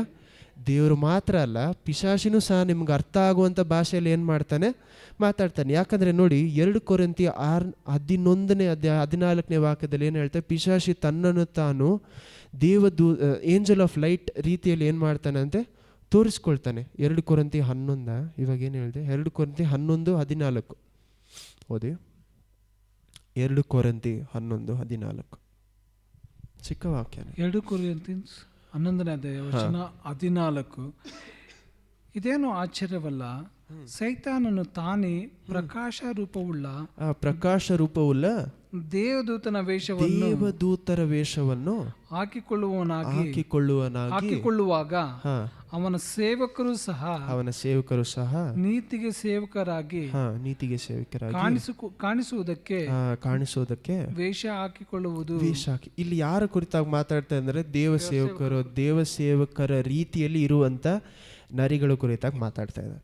ಓಕೆ, ಏನಕ್ಕೋಸ್ಕರ ಈ ವಾಕ್ಯನ ಅಷ್ಟು ಮುಖ್ಯ ಅಂದರೆ, ನೋಡಿ, ಈ ಜಾಗದಲ್ಲಿ ಎಷ್ಟು ಚೆನ್ನಾಗಿ ಅವನೇನು ಮಾಡ್ತಾನೆ, ತನ್ನನ್ನು ತಾನು ಬೆಳಕಿನ ದೂತನ ಹಾಗೆ ತೋರಿಸ್ಕೊಳ್ತಾನಂತೆ. ಯಾರು? ಪಿಶಾಚಿ. ಹಲ್ಲೆಲೂಯಾ. ಪಿಶಾಚಿ ತನ್ನನ್ನು ತಾನು ಏನು ಮಾಡ್ಕೊಳ್ತಾನಂತೆ, ಬೆಳಕಿನ ದೂತನ ಹಾಗೆ ತೋರಿಸ್ಕೊಳ್ತಾನೆ. ಈ ಜಾಗದಲ್ಲಿ ನಾವು ತುಂಬ ಇಂಪಾರ್ಟೆಂಟ್ ಆಗಿ ಅರ್ಥ ಮಾಡ್ಕೊಬೇಕಾಗಿರೋಂಥ ವಿಷಯ ಏನಂದರೆ, ದೇವರು ಮಾತ್ರ ನಿಮ್ಗೆ ಅರ್ಥ ಆಗುವಂಥ ಭಾಷೆಯಲ್ಲಿ ಮಾತಾಡಲ್ಲ, ಪಿಶಾಚಿನೂ ಸಹ ಏನು ಮಾಡ್ತಾನೆ, ನಿಮಗೆ ಅರ್ಥ ಆಗುವಂಥ ಭಾಷೆಯಲ್ಲಿ ಮಾತಾಡ್ತಾನೆ. ಯೇಸು ಕ್ರಿಸ್ತುಗೆ ಪಿಶಾಚಿ ಮಾತಾಡೋದು ಅರ್ಥ ಆಗಿಲ್ಲ ಅಂದರೆ ನಾವೇನು ಮಾಡೋಕ್ಕಾಗಲ್ಲ. ನೋಡಿ, ದೇವರು ಮಾತಾಡ್ತಾ ಇದ್ದಾರೆ, ಆ ಪಿಶಾಚಿ ಮಾತಾಡ್ತಾ ಇದೆ, ನಿಮ್ಮ ಮಾಂಸ ಮಾತಾಡ್ತಾ ಇದೆ ಅಂತ ನೀವೇನು ಮಾಡಬೇಕು ತಿಳ್ಕೊಂಬಿ. ಎಲ್ಲ ವಾಯ್ಸು ಏನಾಗಿರುತ್ತೆ, ಒಂದೇ ರೀತಿ ಆಲ್ಮೋಸ್ಟ್ ಏನಿರುತ್ತೆ, ಆಲ್ಮೋಸ್ಟ್ ಅಂದರೆ ಇನ್ನೇನು ಸ್ವಲ್ಪ ಡಿಫ್ರೆನ್ಸ್ ಇರುತ್ತೆ. ಯಾಕಂದರೆ ದೇವರು ಮಾತನಾಡುವಂಥ ಎಲ್ಲ ವಿಷಯಗಳು ದೇವರಿಗೆ ಮಹಿಮೆ ಕೊಡುವಂಥ ವಿಷಯಗಳಿರುತ್ತೆ. ಹಲ್ಲೆಲೂಯ. ಪಿಶಾಚಿ ಮಾತನಾಡುವಂಥ ಎಲ್ಲ ವಿಷಯನೂ ದೇವರಿಗೆ ಮಹಿಮೆ ಕೊಡುವ ರೀತಿಯಲ್ಲಿರುತ್ತೆ, ಆದರೆ ತನಗೆ ತಾನು ಅಥವಾ ನಿಮ್ಮ ಮಾಂಸಕ್ಕೆ ಮಹಿಮೆ ಕೊಡುವಂಥ ವಿಷಯಗಳಿರುತ್ತೆ. ಹಲ್ಲೆಲೂಯ. ಯಾವುದೆಲ್ಲ ನಿಮ್ಮ ಮಾಂಸಕ್ಕೆ ಮಹಿಮೆ ಕೊಡುತ್ತೋ ಅಥವಾ ನಿಮಗೆ ಮಹಿಮೆ ಕೊಡುತ್ತೋ ಇದೆಲ್ಲವೂ ಪಿಶಾಚಿ ಕೊಡುವಂಥ ವಿಷಯ. ನೋಡಿ, ನಾವೆಲ್ಲರೂ ಲಸ್ಟ್ ಅನ್ನುವಂಥ ಪದಕ್ಕೆ ಕನ್ನಡದಲ್ಲಿ ಏನು ಹೇಳ್ತೀರಿ? ನಾಶ ಅಲ್ಲ ಅಲ್ಲ ಅಲ್ಲ, ಇಚ್ಛೆ. ಓಕೆ, ಇಚ್ಛೆ ಕರೆಕ್ಟ್. ನಮಗೆ ಇಚ್ಛೆ ಅನ್ನೋದು ನಾವು ಇವಾಗಲೂ ಏನು ಹೇಳ್ಕೊಳ್ತೇವೆ ಅಂದರೆ ಬರೀ ಬಾಡಿಲಿ ಇಚ್ಛೆ ಮಾತ್ರ, ಅಂದರೆ ನಾವು ಮಾಂಸದ ಇಚ್ಛೆಯನ್ನು ಮಾತ್ರ ನೋಡ್ತೀವಿ. ಆದರೆ ಎಷ್ಟೋ ಸತಿ ನಾವು ದೇವರ ಹಿಂದೇನೂ ಸಹ ಇಚ್ಛೆಯಲ್ಲಿ ಬೇಡ್ಬೋದು. ಯಾವ ರೀತಿ ಅಂದರೆ ಇಚ್ಛೆ ಅನ್ನೋದು ನಾವು ಬರೀ ಕಾಮದ ಇಚ್ಛೆ ಕುರಿತಾಗಿ ಮಾತ್ರ ಮಾತಾಡ್ತಾ ಇಲ್ಲ. ದೇವರ ಹತ್ರದಿಂದ ದೇವರ ಬಳಿಯಲ್ಲೂ ಸಹ ನಾವು ಹೋಗಿ ಕೇಳಬೇಕಾದ್ರೆ ನಾವು ಎಷ್ಟೋ ವಿಷಯಗಳನ್ನು ನಮ್ಮ ಆಸೆಗಳಿಗೋಸ್ಕರ ಕೇಳುವಾಗ, ಯಾಕಂದರೆ ಜೇಮ್ಸ್ 4ನೇ ಅಧ್ಯಾಯದಲ್ಲಿ ಅದನ್ನೇ ಮಾತಾಡ್ತಾರೆ. ನಿಮ್ಮ ಆಸೆಗಳಿಗೋಸ್ಕರ, ನಿಮ್ಮ ಆಸೆಯನ್ನು ಫುಲ್ಫಿಲ್ ಮಾಡ್ಕೊಳ್ಳೋದಕ್ಕೋಸ್ಕರ ಕೇಳುವಂಥ ಎಷ್ಟೋ ವಿಷಯಗಳನ್ನು ಸಹ ದೇವರ ಹಿಂದೆಗಡೆ ನಾವು ಇಚ್ಛೆ ಮಾಡ್ತಾ ಇದೀವಿ ಅಂತ ಅರ್ಥ. ದೇವರು ಯಾವಾಗವರೆಗೂ ನಿಮ್ಮ ಆಸೆಗಳೆಲ್ಲವನ್ನು ಪೂರೈಸ್ತಾರೆ, ಅವಾಗವರೆಗೂ ದೇವರು ಒಳ್ಳೆಯವರು. ಒಂದು ವೇಳೆ ನಿಮ್ಮ ಆಸೆಗಳನ್ನು ದೇವರು ಪೂರೈಸದೆ ಹೋದರೆ ದೇವರು ಕೆಟ್ಟವರು, ಅಥವಾ ದೇವರೇ ಏನು ನೀವು ನೋಡಿ, ಯಾರೋ ಒಬ್ಬರು ಹೋಗಿ ಕೇಳ್ತಾ ಇದ್ರಂತೆ, ಏನಂತ ಒಂದು ಪಾಸ್ಟರ್ ಹತ್ರ ಹೋಗಿ ಕೇಳಿದ್ರಂತೆ, ನನ್ನ ತಂಗಿಗೆ 28 ವಯಸ್ಸೇ ಆಯಿತು, ಇಷ್ಟು ಬೇಗ ಸತ್ತೋಗ್ಬಿಟ್ರಲ್ಲ ಅಂತ ಹೋಗಿ ಒಂದು ಪಾಸ್ಟರ್ ಹತ್ರ ಕೇಳಿದ್ರಂತೆ. ಇದಕ್ಕೇನು ಉತ್ತರ ಕೊಡ್ತಾರೆ ಅಂತ ನಿಮ್ಮ ಹತ್ರ ಬಂದು ಒಂದು ವೇಳೆ ಕೇಳಿದ್ರೆ ನಾವೇನು ಉತ್ತರ ಕೊಡ್ತೀವಿ? ಏನು ಉತ್ತರ ಕೊಡ್ತೀವಿ? ದೇವ್ರ ಚಿತ್ತ ಆಯಿತು, ದೇವ್ರು ತಗೊಂಡ್ರು. ಆ ಪಾಸ್ಟ್ರು ಒಂದು ಉತ್ತರ ಕೊಟ್ರಂತೆ. ಏನು ಉತ್ತರ ಕೊಟ್ರಂದರೆ, ಯೇಸು ಕ್ರಿಸ್ತನೇ 33 ವಯಸ್ಸಿರುವಾಗ ಸತ್ತೋಗ್ಬೇಕಾದ್ರೆ ನಿಮ್ಮ ತಂಗಿ 28 ವಯಸ್ಸು ಯಾವತ್ತಲ್ಲಿ ಏನು ತಪ್ಪಿದೆ? ಹಲ್ಲೆಲೂಯಾ. ನೋಡಿ, ಆ ಜಾಗದಲ್ಲಿ ಅದು ದುಃಖ ಕೊಡುವಂಥ ವಿಷಯನೇ ಇರ್ಬೋದು, ಆದರೆ ಅವರ ಮನಸ್ಸಲ್ಲಿ ದೇವರು ಕೊಟ್ಟಂಥ ಉತ್ತರ ಏನು? ಯೇಸು ಕ್ರಿಸ್ತನೇ 33 ವಯಸ್ಸಿರಬೇಕಾದ್ರೆ ಸತ್ತೋಗಿದ್ರೆ ನಿಮ್ಮ ತಂಗಿ 28 ವಯಸ್ಸಲ್ಲಿ ಸಹಾಯದಲ್ಲಿ ಏನೋ ತಪ್ಪಿದೆ. ನಾವು ಎಷ್ಟೋ ಜಾಗದಲ್ಲಿ ಇದನ್ನೇ ಹೇಳ್ತೀವಲ್ಲ, ನಮ್ಮ ಇಚ್ಛೆಗೋಸ್ಕರ, ನಮ್ಮ ಆಸೆಗಳಿಗೋಸ್ಕರ ದೇವರ ಕ್ರಿಯೆಯನ್ನು, ದೇವರ ಕಾರ್ಯವನ್ನು ಸಹ ಏನು ಮಾಡ್ತೀವಿ? ಸೈಡಲ್ಲಿ ಹಾಕ್ಬಿಡ್ತೀವಿ. ಎಷ್ಟು ಸತಿ ದೇವರ ಪ್ಲ್ಯಾನ್ಸ್ನ ನಾವೇನು ಮಾಡ್ತೀವಿ? ಸೈಡಲ್ಲಿ ಹಾಕ್ಬಿಡ್ತೀವಿ. ನಿಮಗೆ ಕರೆಕ್ಟಾಗಿ ನಿಮ್ಗೇನು ಹೇಳ್ತೀವಿ, ನಿಮ್ಮ ಕಿವಿಗಳಿಗೆ ಕರೆಕ್ಟಾಗಿ ಏನು ಬೇಕೋ ಅದನ್ನು, ಆ ಕಿವಿಗೆ ಇಂಪಾಗಿ ಕೇಳುವಂಥ ವಾಕ್ಯಗಳನ್ನು ಮಾತ್ರ ಯಾರು ಹೇಳ್ತಾರೆ? ದೇವರು ಕೊಡೋ ವಾಕ್ಯಗಳು ಅಲ್ಲ. ಹಲ್ಲೆಲೂಯಾ. ನೋಡಿ, ದೇವರು ಯಾವಾಗೆಲ್ಲ ತನ್ನ ವಾಕ್ಯವನ್ನು ಕೊಡ್ತಾರೋ ಆವಾಗೆಲ್ಲ ಏನಾಗುತ್ತೆ, ದೇವರು ತನ್ನ ಒಳ್ಳೆತನವು, ತನ್ನ ಮಹಿಮೆನ ಜಾಗದಲ್ಲಿ ತೋರಿಸ್ಬೇಕು ಅಂತ ಆಸೆ ಪಡ್ತಾರೆ. ಹಲ್ಲೆಲೂಯಾ. ಯಾಕಂದರೆ ಅವರ ಒಳ್ಳೆತನವನ್ನು ತಿಳ್ಕೊಬೇಕನ್ನೋದೇ ದೇವರ ಆಸೆ. ಹಲ್ಲೆಲೂಯಾ. ರೋಮನ್ಸ್ 15 ಇರಲಿ, ರೋಮನ್ಸ್ 8 ಇರಲಿ, ಎಲ್ಲ ಜಾಗದಲ್ಲಿ ಏನು ಹೇಳ್ತಾನೆ, ನಾವು ಮಾಡುವಂಥ ಎಲ್ಲ ವಿಷಯಗಳು ದೇವರ ಒಳ್ಳೆತನವನ್ನು ತಿಳಿದುಕೊಳ್ಳೋದಕ್ಕೋಸ್ಕರ ಇರಬೇಕಂತ. ಹಲ್ಲೆಲೂಯಾ. ನಾವು ಒಬ್ಬರೊಬ್ಬರು ಬಲಪಡಿಸೋದಾಗಿರಲಿ, ಇವಾಗ ನಾವು ಓದ್ತಾ ಇರುವುದಾಗಿರಲಿ, ನಾವು ಮಾಡುವಂಥ ಎಲ್ಲ ವಿಷಯಗಳು ದೇವರ ಒಳ್ಳೆತನವನ್ನು ತಿಳ್ಕೊಳ್ಳೋದಕ್ಕೋಸ್ಕರ. ಹಲ್ಲೆಲೂಯಾ. ಯಾಕಂದರೆ ದೇವರ ಒಳ್ಳೆತನವನ್ನು ತಿಳಿದುಕೊಳ್ಳೋದೇ ಹೋದರೆ ನಮಗೆ ದೇವ್ರ ಮೇಲೆ ಪ್ರೀತಿ ಬರೋದಕ್ಕೆ ಸಾಧ್ಯ ಇಲ್ಲ. ದೇವರು ನಮ್ಮ ಹತ್ರದಿಂದ ಎದುರು ನೋಡ್ತಾ ಇರೋದು ನಮ್ಮ ಪ್ರೀತಿ. ಹಲ್ಲೆಲೂಯಾ. ಆ ಪ್ರೀತಿನ ಯಾವಾಗ ನಮ್ಗೆ ಅರ್ಥ ಆಗತ್ತೆ, ಅವರ ಒಳ್ಳೆತನವನ್ನು ಅರ್ಥ ಮಾಡ್ಕೊಳ್ಬೇಕಾದ್ರೆ. ಹಲ್ಲೆಲೂಯಾ. ನಾವು ಈ ಜಾಗದಲ್ಲಿ ನಾವು ನೋಡ್ತಾ ಇರಬೇಕಾದ್ರೆ ಏನೆಲ್ಲ ಅರ್ಥ ಮಾಡ್ಕೊಂಡ್ವಿ ನೋಡಿ. ಸ್ಟಾರ್ಟಿಂಗಲ್ಲಿ ಅವನು ಎಲ್ಲಿ ಸ್ಟಾರ್ಟ್ ಮಾಡ್ತಾರೆ, 2 ಅರಸರು 18ನೇ ಅಧ್ಯಾಯದಲ್ಲಿ ಮೊದಲು ಏನು ಮಾಡ್ತಾನೆ, ಆ ರಾಜನ ಹತ್ರದಿಂದ ಇರುವುದೆಲ್ಲವನ್ನ ಏನು ಮಾಡ್ತಾನೆ, ಕಿತ್ಕೊಳ್ತಾನೆ. 10,000 ಕಿಲೋ ಸಿಲ್ವರ್ ಆಗಿರಲಿ, ಗೋಲ್ಡ್ ಇರಲಿ, ಎಲ್ಲವನ್ನು ಏನು ಮಾಡ್ತಾರೆ, ತೊಗೊಂಡ್ಬಿಡ್ತಾನೆ. ಇವಾಗ ನೋಡಿ, ಅದೆಲ್ಲ ಇದ್ದಿದ್ರೆ ಅಟ್ಲೀಸ್ಟ್ ಬೇರೆ ರಾಜನ ಹತ್ರ ಏನು ಮಾಡ್ಬೋದಾಗಿತ್ತು, ಹೋಗಿ ಹೆಲ್ಪ್ ಅದನ್ನು ಸಹ ಮೊದಲು ಏನು ಮಾಡ್ತಾನೆ, ಅದು ಕಿತ್ಕೊಳ್ತಾನೆ. ನೆಕ್ಸ್ಟ್ ಏನು ಮಾಡ್ತಾನೆ, ಊಟ ನೀರು ಹೋಗದೇ ಇರುವಂಥ ರೀತಿಯಲ್ಲಿ ಒಳಗಡೆ ಏನು ಮಾಡ್ತಾನೆ, ಬ್ಲಾಕ್ ಮಾಡಿಬಿಡ್ತಾನೆ. ಎಲ್ಲ ದಾರಿಗಳಲ್ಲಿಯೂ ಎಜೆಕಿಯ ರಾಜ ಇಕ್ಕಟ್ಟಲ್ಲಿ ಇರಬೇಕಾದ್ರೆ ನೆಕ್ಸ್ಟು ಪಿಶಾಚಿಯಿಂದ ಬಂದ ಆ ಒಂದು ಆ ಮನುಷ್ಯ ಏನು ಮಾಡ್ತಾನೆ, ಅವ್ರನ್ನ ಭಯ ಮುರಿಸ್ತಾನೆ. ಏನು ಮಾಡಿ, ನೀನು ಬೇರೆ ರಾಜನ ಹತ್ರನೂ ಹೋಗೋಕ್ಕಾಗಲ್ಲ. ನೆಕ್ಸ್ಟ್ ಏನು ಹೇಳ್ತಾನೆ, ನಾನೇ 2,000 ಕುದುರೆ ಕೊಟ್ಟರು ನಿನ್ನಿಂದ ಏನು ಮಾಡೋಕ್ಕಾಗಲ್ಲ, ಜಯಿಸೋಕ್ಕಾಗಲ್ಲ, ಯಾಕಂದರೆ ನಿನ್ನ ಹತ್ರ ಆಳುಗಳಿಲ್ಲ. ನೆಕ್ಸ್ಟ್ ಏನು ಮಾಡ್ತಾನೆ, ನೀನು ದೇವರ ನಂಬ್ತೀಯ, ದೇವರನ್ನು ನಿಮ್ಮ ದೇವರೇ ನನ್ನನ್ನು ಕಳಿಸಿದ್ರು ಅಂತ ದೇವದೂತನ ಹಾಗೆಯೇ ತನ್ನಂತ ದೇವರಂತ ಬರುವ ರೀತಿಯಲ್ಲಿ ಏನು ಮಾಡ್ತಾರೆ, ತಮ್ಮನ್ನು ತಾನು ಮಾತಾಡ್ಕೊಳ್ತಾನೆ. ಹಲ್ಲೆಲೂಯಾ. ನೆಕ್ಸ್ಟ್ ಏನು ಮಾಡ್ತಾ ಇದ್ದಾರೆ, ನಿಮ್ಗೆ ಅರ್ಥ ಆಗುವಂಥ ಭಾಷೆಯಲ್ಲಿ ಏನು ಮಾಡ್ತಾರೆ, ಮಾತಾಡ್ತಾರೆ. ಪಿಶಾಚಿಯ ಟ್ಯಾಕ್ಟಿಕ್ಸ್ ಅಂದರೆ ಪಿಶಾಚಿ ಯಾವ ರೀತಿ ಎಲ್ಲ ಅಟ್ಯಾಕ್ ಮಾಡ್ತಾರೆ ನಾವು ತಿಳ್ಕೊಬೇಕು. ಅಲ್ಲೆಲೂಯ. ನೆಕ್ಸ್ಟ್ ಏನು ಮಾಡ್ತಾನೆ, ಇಲ್ಲಿ ನಿಮ್ಗೆ ಅರ್ಥ ಆಗುವಂಥ ಭಾಷೆಯಲ್ಲೇ ಮಾತಾಡ್ತಾರೆ. ನೆಕ್ಸ್ಟ್ ಏನು ಮಾಡ್ತಾನೆ, ನಿಮ್ಮ ರಾಜ ನಿಮ್ಮನ್ನು ಕಾಪಾಡೋಕ್ಕೆ ಸಾಧ್ಯನಾ? ಇಲ್ಲ, ನಿಮ್ಮ ರಾಜನೂ ಕಾಪಾಡೋಕ್ಕಾಗಲ್ಲ, ದೇವರೂ ಕಾಪಾಡೋಕ್ಕಾಗಲ್ಲ. ನೀವೇನು ಮಾಡಬೇಕು, ನಿಮ್ಮ ಸ್ವಂತ ಮಲವನ್ನು ನಿಮ್ಮ ಸ್ವಂತ ಮೂತ್ರವನ್ನು ತಿನ್ನಬೇಕು, ಕುಡಿಬೇಕು ಅನ್ನುವಂಥ ಸಿಚುವೇಶನ್ ಬರುತ್ತೆ ಅಂತ ಮಾತಾಡ್ತಾನೆ.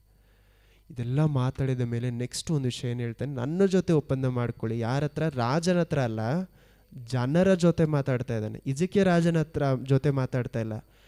ಹಿಜ್ಕೀಯ ರಾಜನಿಗೆ ಮೋಸ ಮಾಡಿಬಿಟ್ಟು ನೀವೇನು ಮಾಡಿ, ಜನರೆಲ್ಲ ನನ್ನ ಜೊತೆ ಏನು ಮಾಡಿ, ನಮ್ಮ ರಾಜರ ಜೊತೆ ಒಪ್ಪಂದ ಮಾಡ್ಕೊಳ್ಳಿ. ನಾನೇನು ಮಾಡ್ತೀನಿ, ನಿಮ್ಮ ದೇಶ ನಿಮಗೆ ಮೊದಲು ಕೊಡ್ತೀನಿ, ಆಮೇಲೆ ಇನ್ನೊಂದು ದೇಶಕ್ಕೆ ಕರ್ಕೊಂಡು ಹೋಗ್ತೀನಿ. ಅದಾದಮೇಲೆ ಏನು ಹೇಳ್ತಾನೆ ಅಂದರೆ, ಎಕ್ಸಾಂಪಲ್ ಕೊಡ್ತಾನೆ. ಈ ರಾಜ ಈ ಒಂದು ದೇಶ ಹೋಯ್ತು, ಈ ದೇಶ ಹೋಯ್ತು, ಈ ದೇಶ ಹೋಯ್ತು, ನಿಮ್ಮ ದೇವರು ಮಾತ್ರ ನಿಮ್ಮನ್ನು ಕಾಪಾಡೋಕ್ಕೆ ಸಾಧ್ಯನಾ? ಪಿಶಾಚಿ ನಮ್ಮನ್ನು ಸ್ವಲ್ಪ ಏನು ಮಾಡ್ತಾನೆ, ಏಮಾರಿಸ್ತಾನೆ ಅಲ್ಲ, ಸ್ವಲ್ಪವಾಗಿ ನಮ್ಮನ್ನು ಏನು ಮಾಡ್ತಾನೆ, ಇಕ್ಕಟ್ಟೊಳಗಡೆ ತಳ್ತಾನೆ. ಸ್ಟಾರ್ಟಿಂಗಲ್ಲಿ ಮೊದಲು ಪಿಶಾಚಿ ನಿಮ್ಮ ಹತ್ರ ಮಾತಾಡೋದಕ್ಕೆ ಪ್ರಾರಂಭಿಸೋದಕ್ಕೆ ಮೊದಲೇ ನಿಮ್ಮನ್ನು ಮೊದಲು ಏನು ಮಾಡ್ತಾನೆ, ಇಕ್ಕಟ್ಟಾದ ಸಿಚುವೇಷನಲ್ಲಿ ತಳ್ಳಿರ್ತಾನೆ. ಯಾಕಂದರೆ ನಾವು ಚೆನ್ನಾಗಿರಬೇಕಾದ್ರೆ ದೇವರು ಮಾತಾಡೋದನ್ನು ಸುಲಭವಾಗಿ ಏನು ಮಾಡ್ಬೋದು, ಕೇಳಿಸ್ಕೊಬೋದು.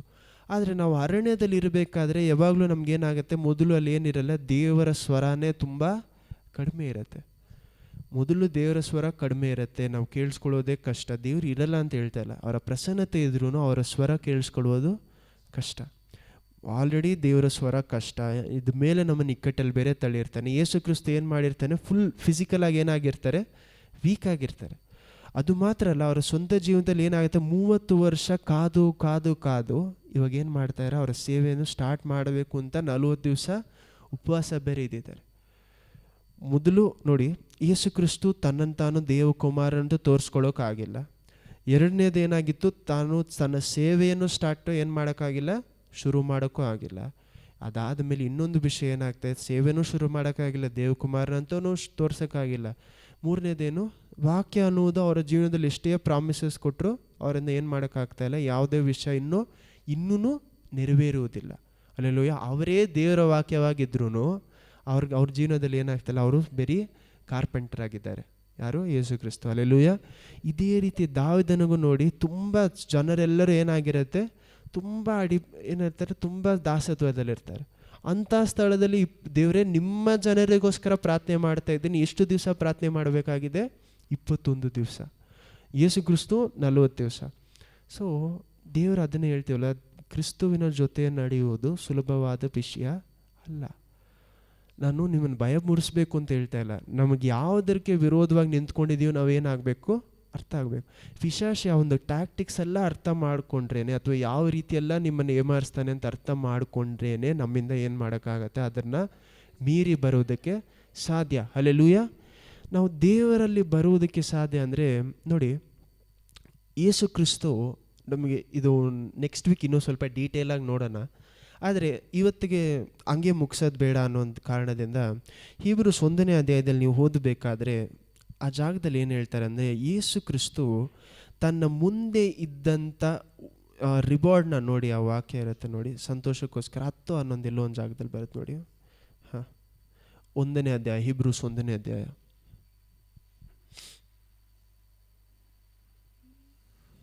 ಯಾವ ವಾಕ್ಯ ಅಂತ ಮರ್ತದೆ, ಅದನ್ನು ಮಾತ್ರ ಓದ್ಬಿಡಿ ಸಾಕು.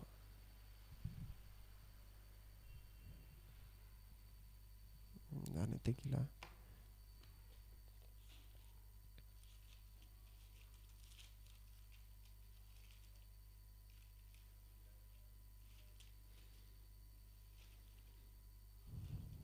ಹೀಬ್ರೂಸ್ 1ನೇ ಅಧ್ಯಾಯದಲ್ಲೇ ಇದೆ.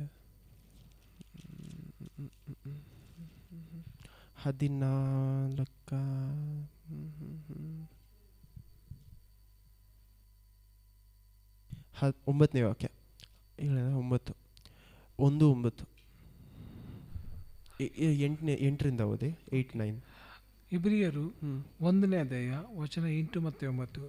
ಮಗನ ವಿಷಯದಲ್ಲಿ ಆದರೂ ದೇವರೇ, ನಿಮ್ಮ ಸಿಂಹಾಸನವು ಯುಗ ಯುಗಾಂತರಗಳಲ್ಲಿಯೂ ಇರುವುದು, ನ್ಯಾಯದಂಡವೇ ನಿಮ್ಮ ರಾಜದಂಡವಾಗಿ ಇದೆ.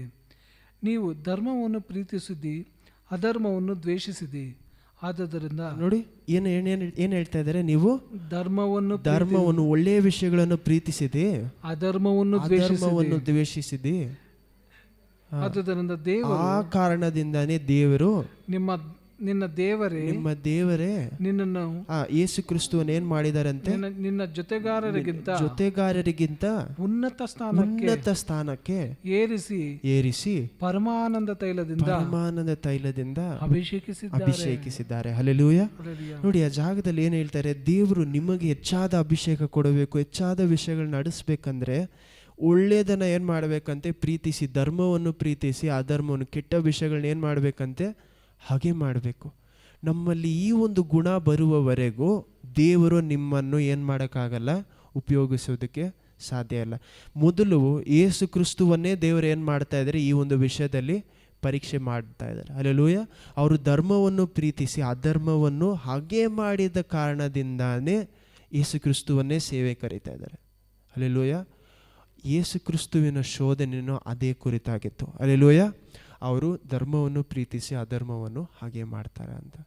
ನಾವು ಆ ಒಂದು ಹಾಗೆಯನ್ನು ಮಾಡದೆ ಹೋದರೆ ನಮ್ಮ ಜೀವನದಲ್ಲಿ ನಾವು ನೆಕ್ಸ್ಟ್ ಸ್ಟೇಜ್ಗೆ ಹೋಗೋಕ್ಕೆ ಸಾಧ್ಯ ಇಲ್ಲ.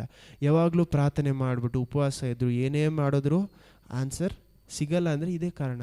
ಆನ್ಸರ್ ಸಿಗುವುದು ಮಾತ್ರ ಅಲ್ಲ, ಶೋಧನೆಯಿಂದ ನಾವೇನು ಮಾಡಬೇಕು, ಶೋಧನೆಯನ್ನು ದಾಟಿ ಬಂದ್ರೇ ಏನಾಗತ್ತಂತೆ, ನಮಗೆ ದೇವರ ಅದನ್ನು ಜಯಿಸಿ ಬಂದ್ರೇ, ಯೇಸು ಕ್ರಿಸ್ತ ಯಾವ ರೀತಿ ಜಯಿಸಿ ಬಂದ್ರೆ ಆ ರೀತಿ ಜಯಿಸಿ ಬಂದ್ರೇ ನಾವು ದೇವರ ಹತ್ರದಿಂದ ಏನು ಮಾಡೋಕ್ಕೆ ಸಾಧ್ಯ, ಅಭಿಷೇಕ ಪಡ್ಕೊಳ್ಳೋದಕ್ಕೆ ಸಾಧ್ಯ. ಹಲ್ಲೆಲೂಯಾ. ನಾವು ಈ ಒಂದು ಸ್ಥಳದಲ್ಲಿ ಮಾಡಬಾರದ ಒಂದೇ ಒಂದು ವಿಷಯ ಇದೆ ನೋಡಿ. ಎಜಿಕಿಯ ರಾಜ ಒಂದು ವಿಷಯವನ್ನು ಮಾಡುತ್ತಾನೆ. 2 ಅರಸರು 19ನೇ ಅಧ್ಯಾಯದಲ್ಲಿ ಒಂದೆರಡು ವಾಕ್ಯಗಳನ್ನು ಮಾತ್ರ ಓದ್ಬಿಡೋಣ, ಅದಾದಮೇಲೆ ಬೇರೆ ಎಲ್ಲ ವಿಷಯಗಳು ನೋಡೋಣ. 2 ಅರಸರು 19 ಕರೆಕ್ಟ್ 19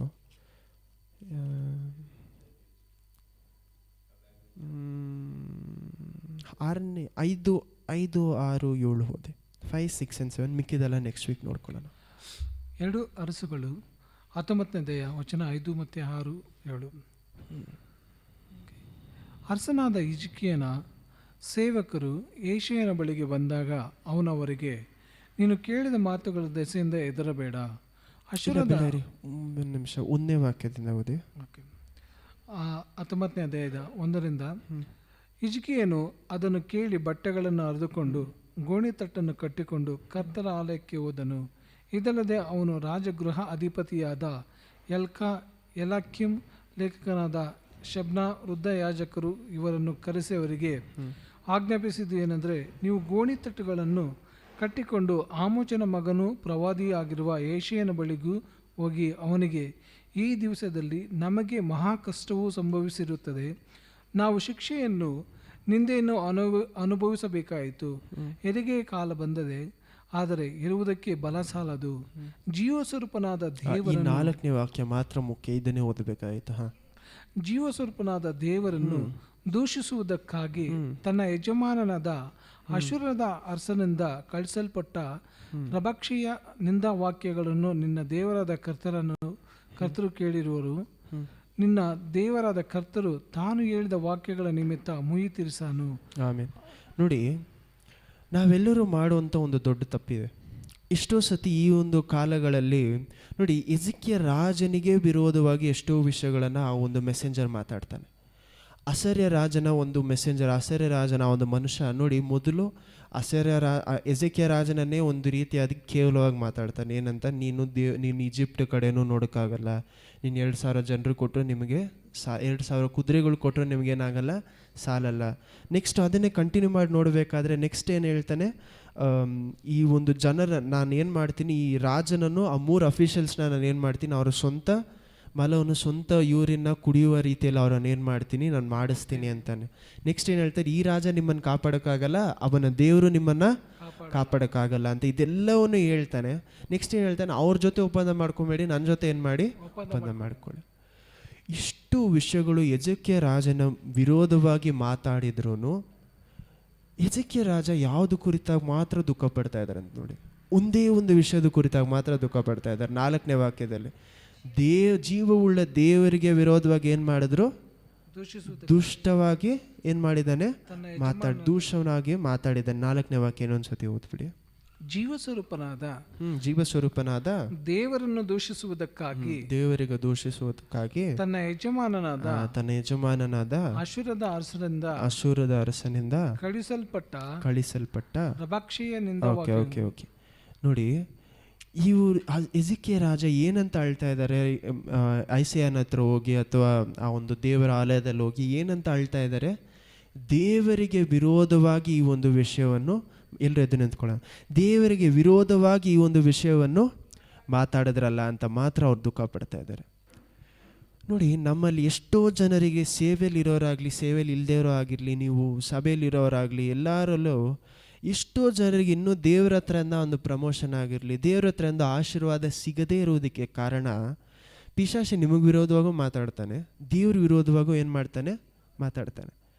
ಆದರೆ ಯೇಸು ಕ್ರಿಸ್ತ ನೋಡಿ, ನೀನೇ ದೇವಕುಮಾರನಾಗಿದ್ದರೆ ನೀನು ಇದನ್ನು ಮಾರ್ಪಡಿಸು ಅಂತ ಹೇಳಬೇಕಾದ್ರೆ ಆ ಜಾಗದಲ್ಲಿ ಏನು ಹೇಳ್ತಾರೆ, ಮನುಷ್ಯರು ರೊಟ್ಟಿಯಿಂದ ಮತ್ತು ನೀರಿನಿಂದ ಬದುಕುವುದಿಲ್ಲ, ಏನಿಂದ ಬದುಕ್ತಾ ಇರೋದೆ ದೇವರ ಹಾಕಿದ. ನೋಡಿ, ಅವನು ದೇವರನ್ನು ಅಟ್ಯಾಕ್ ಮಾಡ್ತಾ ಇದ್ದಾನೆ, ಯೇಸು ಕ್ರಿಸ್ತುವನ್ನು ಅಟ್ಯಾಕ್ ಮಾಡ್ತಾನೆ, ಮನುಷ್ಯ ಕುಮಾರನ ಏನು ಮಾಡ್ತಾ ಇದ್ದಾನೆ, ಅಟ್ಯಾಕ್ ಮಾಡ್ತಾ ಇದ್ದಾನೆ.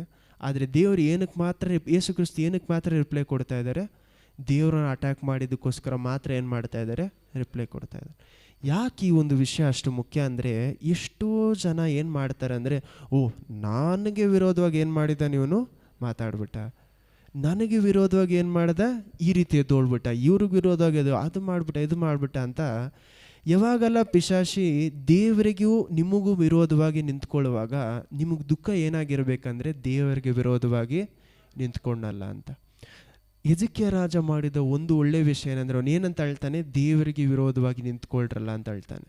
ಅವನು ದುಃಖ ಏನಾಗಿರಲ್ಲ, ನನಗೆ ವಿರೋಧವಾಗಿ ನಿಂತ್ಕೊಂಡ್ಬಿಟ್ನಲ್ಲ, ನನಗೆ ವಿರೋಧವಾಗಿ ಜನರ ಮುಂದೆ ಅವಮಾನಿತ. ಎಷ್ಟೋ ಜನ ಸೇವಕರಲ್ಲೂ ಸಹ ಇನ್ನೂ ಈಗ ಹೋಗಿರಲ್ಲ, ಏನಂತ, ನನಗೆ ವಿರೋಧವಾಗಿ ಮಾತಾಡ್ಬಿಟ್ರೆ.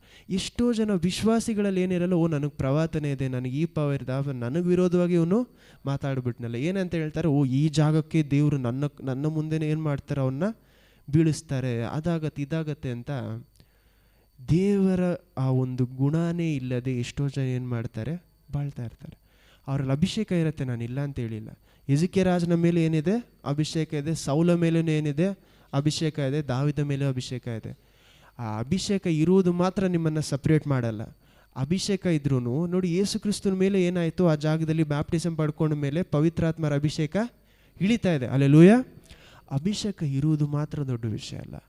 ನಿಮಗೂ ದೇವರಿಗೂ ವಿರೋಧವಾಗಿ ಮಾತಾಡುವಾಗ ನಿಮ್ಮನ್ನು ನೀವು ತಾಳ್ಮೆಯಿಂದ ತಗ್ಗಿಸಿಕೊಂಡು ದೇವರಿಗೆ ವಿರೋಧವಾಗಿ ಮಾತಾಡಿದ್ದಕ್ಕೆ ಮಾತ್ರ ದುಃಖ ಪಡ್ತೀರಾ. ಅದೇ ಧರ್ಮಕ್ಕೆ ಪ್ರೀತಿ, ಅಧರ್ಮಕ್ಕೆ ನಾವು ನೋಡಿ ಹಾಗೆ ಮಾಡೋದಂದರೆ ಅದೇ ಅರ್ಥ. ಅಧರ್ಮ ಅನ್ನೋದು ನನ್ನನ್ನು ಅವನು ನೋಯ್ಪಡಿಸ್ಬಿಟ್ಟ ಅನ್ನೋದು.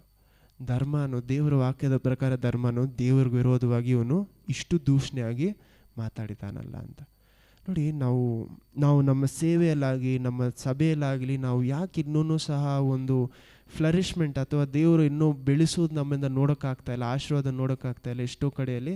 ಯಾಕಂದರೆ ನನಗೆ ವಿರೋಧವಾಗಿ ನಿಂತ್ಕೊಂಡ್ಬಿಟ್ಟು, ಅಥವಾ ನಮ್ಮನ್ನು ನಾವೇನು ಮಾಡ್ತಾಯಿದ್ದೀವಿ ಅಂದರೆ, ಅಥವಾ ನಮ್ಮ ಸಭೆಯನ್ನು ಏನು ಮಾಡ್ತಾಯಿದ್ವಿ, ದೇವರ ಅವರ ಬಾಡಿಗಿಂತ ಅಥವಾ ದೇವರ ಸಭೆಗಿಂತ ನಮ್ಮನ್ನು ನಾವು ಏನು ಮಾಡ್ತೀವಿ, ದೊಡ್ಡದಾಗಿ ನೋಡ್ಕೊಳ್ತೀವಿ. ನಾವೇ ದೊಡ್ಡ ಸಭೆ, ನಾವಿದ್ದರೆ ಮಾತ್ರ ಪರಲೋಕ ರಾಜ, ನಾವೇ ಮಾತ್ರ ಹೋಗ್ತೀವಿ ಅನ್ನುವಂಥ ರೀತಿಯಲ್ಲಿ ನಾವೇನು ಮಾಡ್ತೀವಿ, ನಮ್ಮನ್ನು ನಾವು ನಾವು ದೇವರ ಆಲಯದಲ್ಲಿ ಒಂದು ಕಲ್ಲು ಅಂತ ಎಷ್ಟೋ ಸತಿ ಮರ್ತೋಗ್ತೀವಿ. ಒಂದು ಕಲ್ಲು ಇಟ್ಕೊಂಡು ಫುಲ್ ದೇವರ ಆಲಯವನ್ನು ಏನು ಮಾಡೋಕ್ಕಾಗಲ್ಲ, ಕಟ್ಟೋಕ್ಕಾಗಲ್ಲ. ನಾವು ಬರೀ ಒಂದು ಕಲ್ಲಷ್ಟೇ, ಒಂದು ಕಲ್ಲುಗಷ್ಟು ಹೆಮ್ಮೆ ಇದ್ದರೆ ದೇವರ ಆಲಯವನ್ನು ಕಟ್ಟುವಂಥ ದೇವರಿಗೆ ಎಷ್ಟು ಹೆಮ್ಮೆ ಇರಬೇಕು. ಹಲ್ಲೆಲೂಯಾ. ಸೊ ನಾವು ಎಲ್ಲಿದ್ದೀವಿ, ನಮ್ಮ ಜಾಗ ನಾವೇನು ಮಾಡ್ಕೊಬೇಕು, ಅರ್ಥ ಮಾಡ್ಕೊಬೇಕು. ನಮ್ಮ ಜಾಗಕ್ಕಿಂತ ನಾವೇನು ಮಾಡೋದು, ತುಂಬ ತುಳ್ಳು ಕೊಡೋದನ್ನು, ನಮ್ಮ ಜಾಗಕ್ಕಿಂತ ನಾವೇನು ಮಾಡಬಾರ್ದು, ನಮ್ಮನ್ನು ನಾವು ಹೆಚ್ಚಿಸಿ ತೋರಿಸ್ಕೊಬಾರ್ದು. ನಾವು ಎಲ್ಲರೂ ದೇವರ ಆಲಯದಲ್ಲಿ ಒಂದೊಂದು ಕಲ್ಲುಗಳಾಗಿದ್ದೀವಿ. ಅಲ್ಲಲ್ಲಿಯೋ ನಾವು ಸಭೆಯಾಗಿ ಹೋಗಿ ಸೇರ್ಕೊಬೇಕಾದ್ರೆ ನಾವೊಂದು ಕಲ್ಲಾಗಿ ಏನಾಗಬೇಕು, ಹೋಗಿ ಆ ಜಾಗದಲ್ಲಿ ಸೇರ್ಕೊಬೇಕು. ನಾವೆಲ್ಲರೂ ಏನಾಗಿದ್ದೀವಂತೆ, ಒಂದೊಂದು ಕಲ್ಲಾಗಿದ್ದೀವಂತೀವಿ. ಅಲ್ಲೆಲ್ಲೂಯ.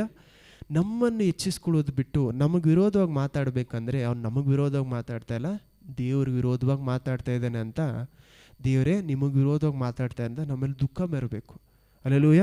ಯಾವ ರೀತಿ ಎಜೆಕಿಯ ರಾಜನೆಲ್ಲ ದುಃಖ ಬರ್ತಾ ಇದೆ ನೋಡಿ. ಅವ್ರೇನು ಹೇಳ್ತಾನೆ, ಜೀವವುಳ್ಳ ದೇವರಿಗೆ ವಿರೋಧವಾಗಿ ಈ ಮನುಷ್ಯ ಏನು ಮಾಡಿದ್ದಾನೆ, ಕೇವಲವಾಗಿ ಮಾತಾಡಿದ್ದಾನೆ ಅಂತ ನೋಡಿ. ಅದಕ್ಕೆ ಎಜೆಕಿಯ ರಾಜನು ಅಷ್ಟು ಕಳೆದುಕೊಂಡ್ರು ಅವನು ಕೊನೆಯಲ್ಲಿ ದೇವ್ರು ಏನು ಮಾಡ್ತಾರೆ, ಡಬಲ್ ಆಗಿನೂ ಹೆಚ್ಚಿಸಿ ಕೊಡ್ತಾರೆ. ಅಲ್ಲೆಲೂಯ. ನಮಗೂ ಸಹ ಯೇಸು ಕ್ರಿಸ್ತನು ಸಹ ಆ ಜಾಗದಲ್ಲಿ ಕ್ಷಣದಲ್ಲಿ ಎಲ್ಲವನ್ನೂ ಏನು ಮಾಡಿದ್ರು, ಕಳೆದುಕೊಂಡ್ರು. ಯಾಕೆ ಏನೆಲ್ಲ ಕಳೀತಾರೆ ನೋಡಿ. ಫಸ್ಟು ಶೋಧನೆಯಲ್ಲಿ ಎಲ್ಲವನ್ನೂ ಕೊಡ್ತೀನಿ ಅಂತ ಏನು ಮಾಡ್ದ ಪಿಶಾಚಿ ಹೇಳ್ದ. ಏನು, ನನಗೆ ಈ ರಾಜ್ಯಗಳು, ದೇಶಗಳು, ರಾಜರು ಎಲ್ಲವನ್ನೂ ಏನು ಮಾಡಿದ್ದಾರೆ, ಕೊಟ್ಟಿದ್ದಾರೆ. ನಾನೇನು ಮಾಡ್ತೀನಿ, ನಿಮಗೆಲ್ಲವನ್ನು ಕೊಟ್ಟು. ಒಂದು ಕ್ಷಣದಲ್ಲಿ ಸಿಗಬೇಕಾಗಿದ್ದ ವಿಷಯವನ್ನು ದೇವರು ಅಷ್ಟು ಕಷ್ಟಪಟ್ಟು 3.5 ವರ್ಷ ಏನು ಮಾಡಿದ್ರು, ಕಷ್ಟಪಟ್ಟು ಎಲ್ಲ ಮಾಡಿ ಇವಾಗವರೆಗೂ ಏನು ಮಾಡ್ತಾರೆ, ಅದೆಲ್ಲವನ್ನೂ ಏನು ಮಾಡಿದ್ದಾರೆ, ಆ ಕಷ್ಟವನ್ನು ಎಲ್ಲ ತೀರಿಸಿ ಮುಗಿಸಿಬಿಟ್ಟು ಆಮೇಲೆ ಏನು ಮಾಡಿದ್ರೆ ಎಲ್ಲವನ್ನು ಪಡ್ಕೊಳ್ತಾ ಇದ್ದಾರೆ. ಸೊ ಆ ಒಂದು ಒಳ್ಳೆಯದು ಕೆಟ್ಟದ್ದು ಅಂತ ದೇವರಿಗೆ ವಿರೋಧವಾಗಿ ಮಾತನಾಡುವುದನ್ನು ಮಾತ್ರ ನೋಡಿ. ಆ ಜಾಗದಲ್ಲೂ ಏನು ಮಾಡ್ತಾಯಿಲ್ಲ, ಅವರ ಸಂತೋಷನ ಬಿಟ್ಬಿಟ್ಟು ಏನು ಹೇಳ್ತಾರೆ, ನಿನ್ನ ದೇವರಾದ ಕರ್ತರು ಒಬ್ಬರನ್ನು ಮಾತ್ರ ಏನು ಮಾಡಬೇಕು, ಆರಾಧನೆ ಮಾಡಬೇಕು. ನಮಗಿಂತ ದೇವರನ್ನು ಮೇಲೆ ಹಾಕುವವರೆಗೂ ದೇವರು ನಿಮ್ಮನ್ನು ಆಶೀರ್ವದಿಸಲ್ಲ. ನಿಮ್ಮ ಆಸೆಗಿಂತ ದೇವರ ಪ್ಲ್ಯಾನ್ನ ನೀವು ಮೇಲೆ ಹಾಕುವವರೆಗೂ ನಿಮಗೆ ಆಶೀರ್ವಾದ ಏನಾಗಲ್ಲ, ಬರೋಕ್ಕೆ ಸಾಧ್ಯ ಇಲ್ಲ. ಯಾಕಂದರೆ ದೇವರ ಆಶೀರ್ವಾದ ಕೊಟ್ಟರು ನೆಕ್ಸ್ಟು ಪಿಶಾಚಿ ಶೋಧನೆ ಕೊಟ್ಟರೆ ಏನಾಗ್ಬಿಡುತ್ತೆ, ಎಲ್ಲ ಹೋಗ್ಬಿಡುತ್ತೆ. ನಿಮಗೆ ಮಾತ್ರ ಹೋಗಲ್ಲ, ಎಲ್ಲರ ಮುಂದೆ ಪಬ್ಲಿಕಲ್ಲಿ ಏನಾಗುತ್ತೆ, ಅವಮರ್ಯಾದೆ. ಅಲ್ಲೆಲೂಯ. ಆವಾಗಲೇ ಹೇಳಿದ್ನಲ್ಲ, ದಾವೀದನಿಗೆ ಸ್ಟಾರ್ಟಿಂಗಲ್ಲೇ ಕೊಟ್ಬಿಟ್ಟಿದ್ರೆ ರಾಜನ ಪದವಿ, ಏನಾಗ್ತಿತ್ತು, ಫಿಲಿಸ್ಟೀನರ ಜೊತೆ ಎಲ್ಲರನ್ನು ಕರ್ಕೊಂಡೋಗಿ ಸೇರಿಸ್ಬಿಡ್ತಿದ್ದ. ಸೌಲಿಗೆ ದೇವರು ಬೇಗನೆ ಒಂದು ಶೋಧನೆ ಇಲ್ಲದೆ ಬೇಗನೆ ಏನು ಮಾಡ್ತಾರೆ, ಸ್ಟಾರ್ಟಿಂಗಲ್ಲೇ ಅಭಿಷೇಕ ಕೊಟ್ಬಿಡ್ತಾರೆ. ಆ ಕಾರಣದಿಂದ ಸೌಲಿಂದ ಏನು ಮಾಡೋಕ್ಕಾಗಿಲ್ಲ, ದೇವರಿಗೆ ಕರೆಕ್ಟಾಗಿ ನಡೆಯೋಕ್ಕೆ ಸಾಧ್ಯ ಆಗಿಲ್ಲ. ಯಾರಿಗೆಲ್ಲ ಅಭಿಷೇಕ ಇಮ್ಮಿಡಿಯೇಟಾಗಿ ಬಂದ್ಬಿಡುತ್ತೋ ಅವರೆಲ್ಲ ದೇವರಲ್ಲಿ ನಿಂತ್ಕೊಳ್ಳೋದು ತುಂಬ ಕಷ್ಟ. ನಾನು ಎಲ್ಲರೂ ಅಂತ ಹೇಳ್ತಾ ಇಲ್ಲ, ನಿಂತ್ಕೊಳ್ಳೋದು ಕಷ್ಟ. ಶೋಧನೆಯನ್ನು ದಾಟಿ, ಯೇಸು ಕ್ರಿಸ್ತನೇ 30 ವರ್ಷ ಶೋಧನೆಯನ್ನು ದಾಟಿ ಆಶೀರ್ವಾದ ಪಡ್ಕೊಳ್ಬೇಕಾದ್ರೆ ನಾವು ಇಷ್ಟು ಮಾತ್ರ. ಅಲ್ಲೆಲೂಯ. ಪ್ರಾರ್ಥಿಸೋಣ. ಯೇಸುವೇ, ನಿಮಗೆ ಸ್ತೋತ್ರ ಸ್ತೋತ್ರ ಸ್ತೋತ್ರ. ನಾನು ತಾನು ಅಂತ ಹೇಳೋದಕ್ಕೆ ಬದಲಾಗಿ ಯೇಸು ಕ್ರಿಸ್ತುವಿನ ರೀತಿಯಲ್ಲಿ ತಂದೆಯಾದ ದೇವರನ್ನು ಮೇಲೆ ಇಡುವುದಕ್ಕೆ ಸಹಾಯ ಮಾಡಿ. ಪಿಶಾಚಿ ತನ್ನ ಅವನ ಪ್ಲ್ಯಾನ್ಸ್ ಕರ್ಕೊಂಬಂದು ಎಲ್ಲ ಯಾವ ರೀತಿಯೆಲ್ಲ ನಮ್ಮನ್ನು ಏಮರಿಸ್ತಾನೆ ಅಂತ ನೋಡ್ಕೊಂಡ್ವಿ.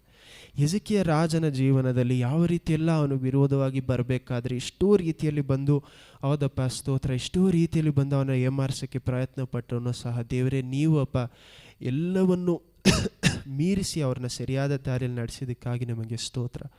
ಹೌದಪ್ಪ, ಪ್ರತಿಯೊಬ್ಬರ ಜೊತೆ ನಡೆಸ್ಕೊಡಿ. ಪಿಶಾಚಿ ಯಾವ ರೀತಿಯೆಲ್ಲ ಅಟ್ಯಾಕ್ ಮಾಡ್ತಾನೆ ಅಂತ ನಾವು ತಿಳಿದುಕೊಂಡು ಇನ್ನು ಅದನ್ನು ನಾವು ಮೀರಿ ಬಂದು ದೇವರನ್ನು ಯಾವ ರೀತಿ ನಾವು ನಡೆಯಬೇಕು ಅಂತ ತಿಳಿದುಕೊಳ್ಳೋಕ್ಕೆ ಸಹಾಯ ಮಾಡಿ. ಹೌದಪ್ಪ, ಯಾವ ರೀತಿ ಯೇಸು ಕ್ರಿಸ್ತು ಕೆಟ್ಟತನವನ್ನು ಬಿಟ್ಟು ಒಳ್ಳೆತನವನ್ನು ಹಿಡ್ಕೊಂಡ್ರು, ಆ ಒಂದು ಕಾರಣದಿಂದ ಹೌದಪ್ಪ ಅವರನ್ನು ಬೇರೆಯವ್ರಿಗಿಂತ ಮೇಲಿಟ್ಟಿದ್ದೀರಾ ಅಂತ ನೀವು ಹೇಳ್ತೀರಪ್ಪ.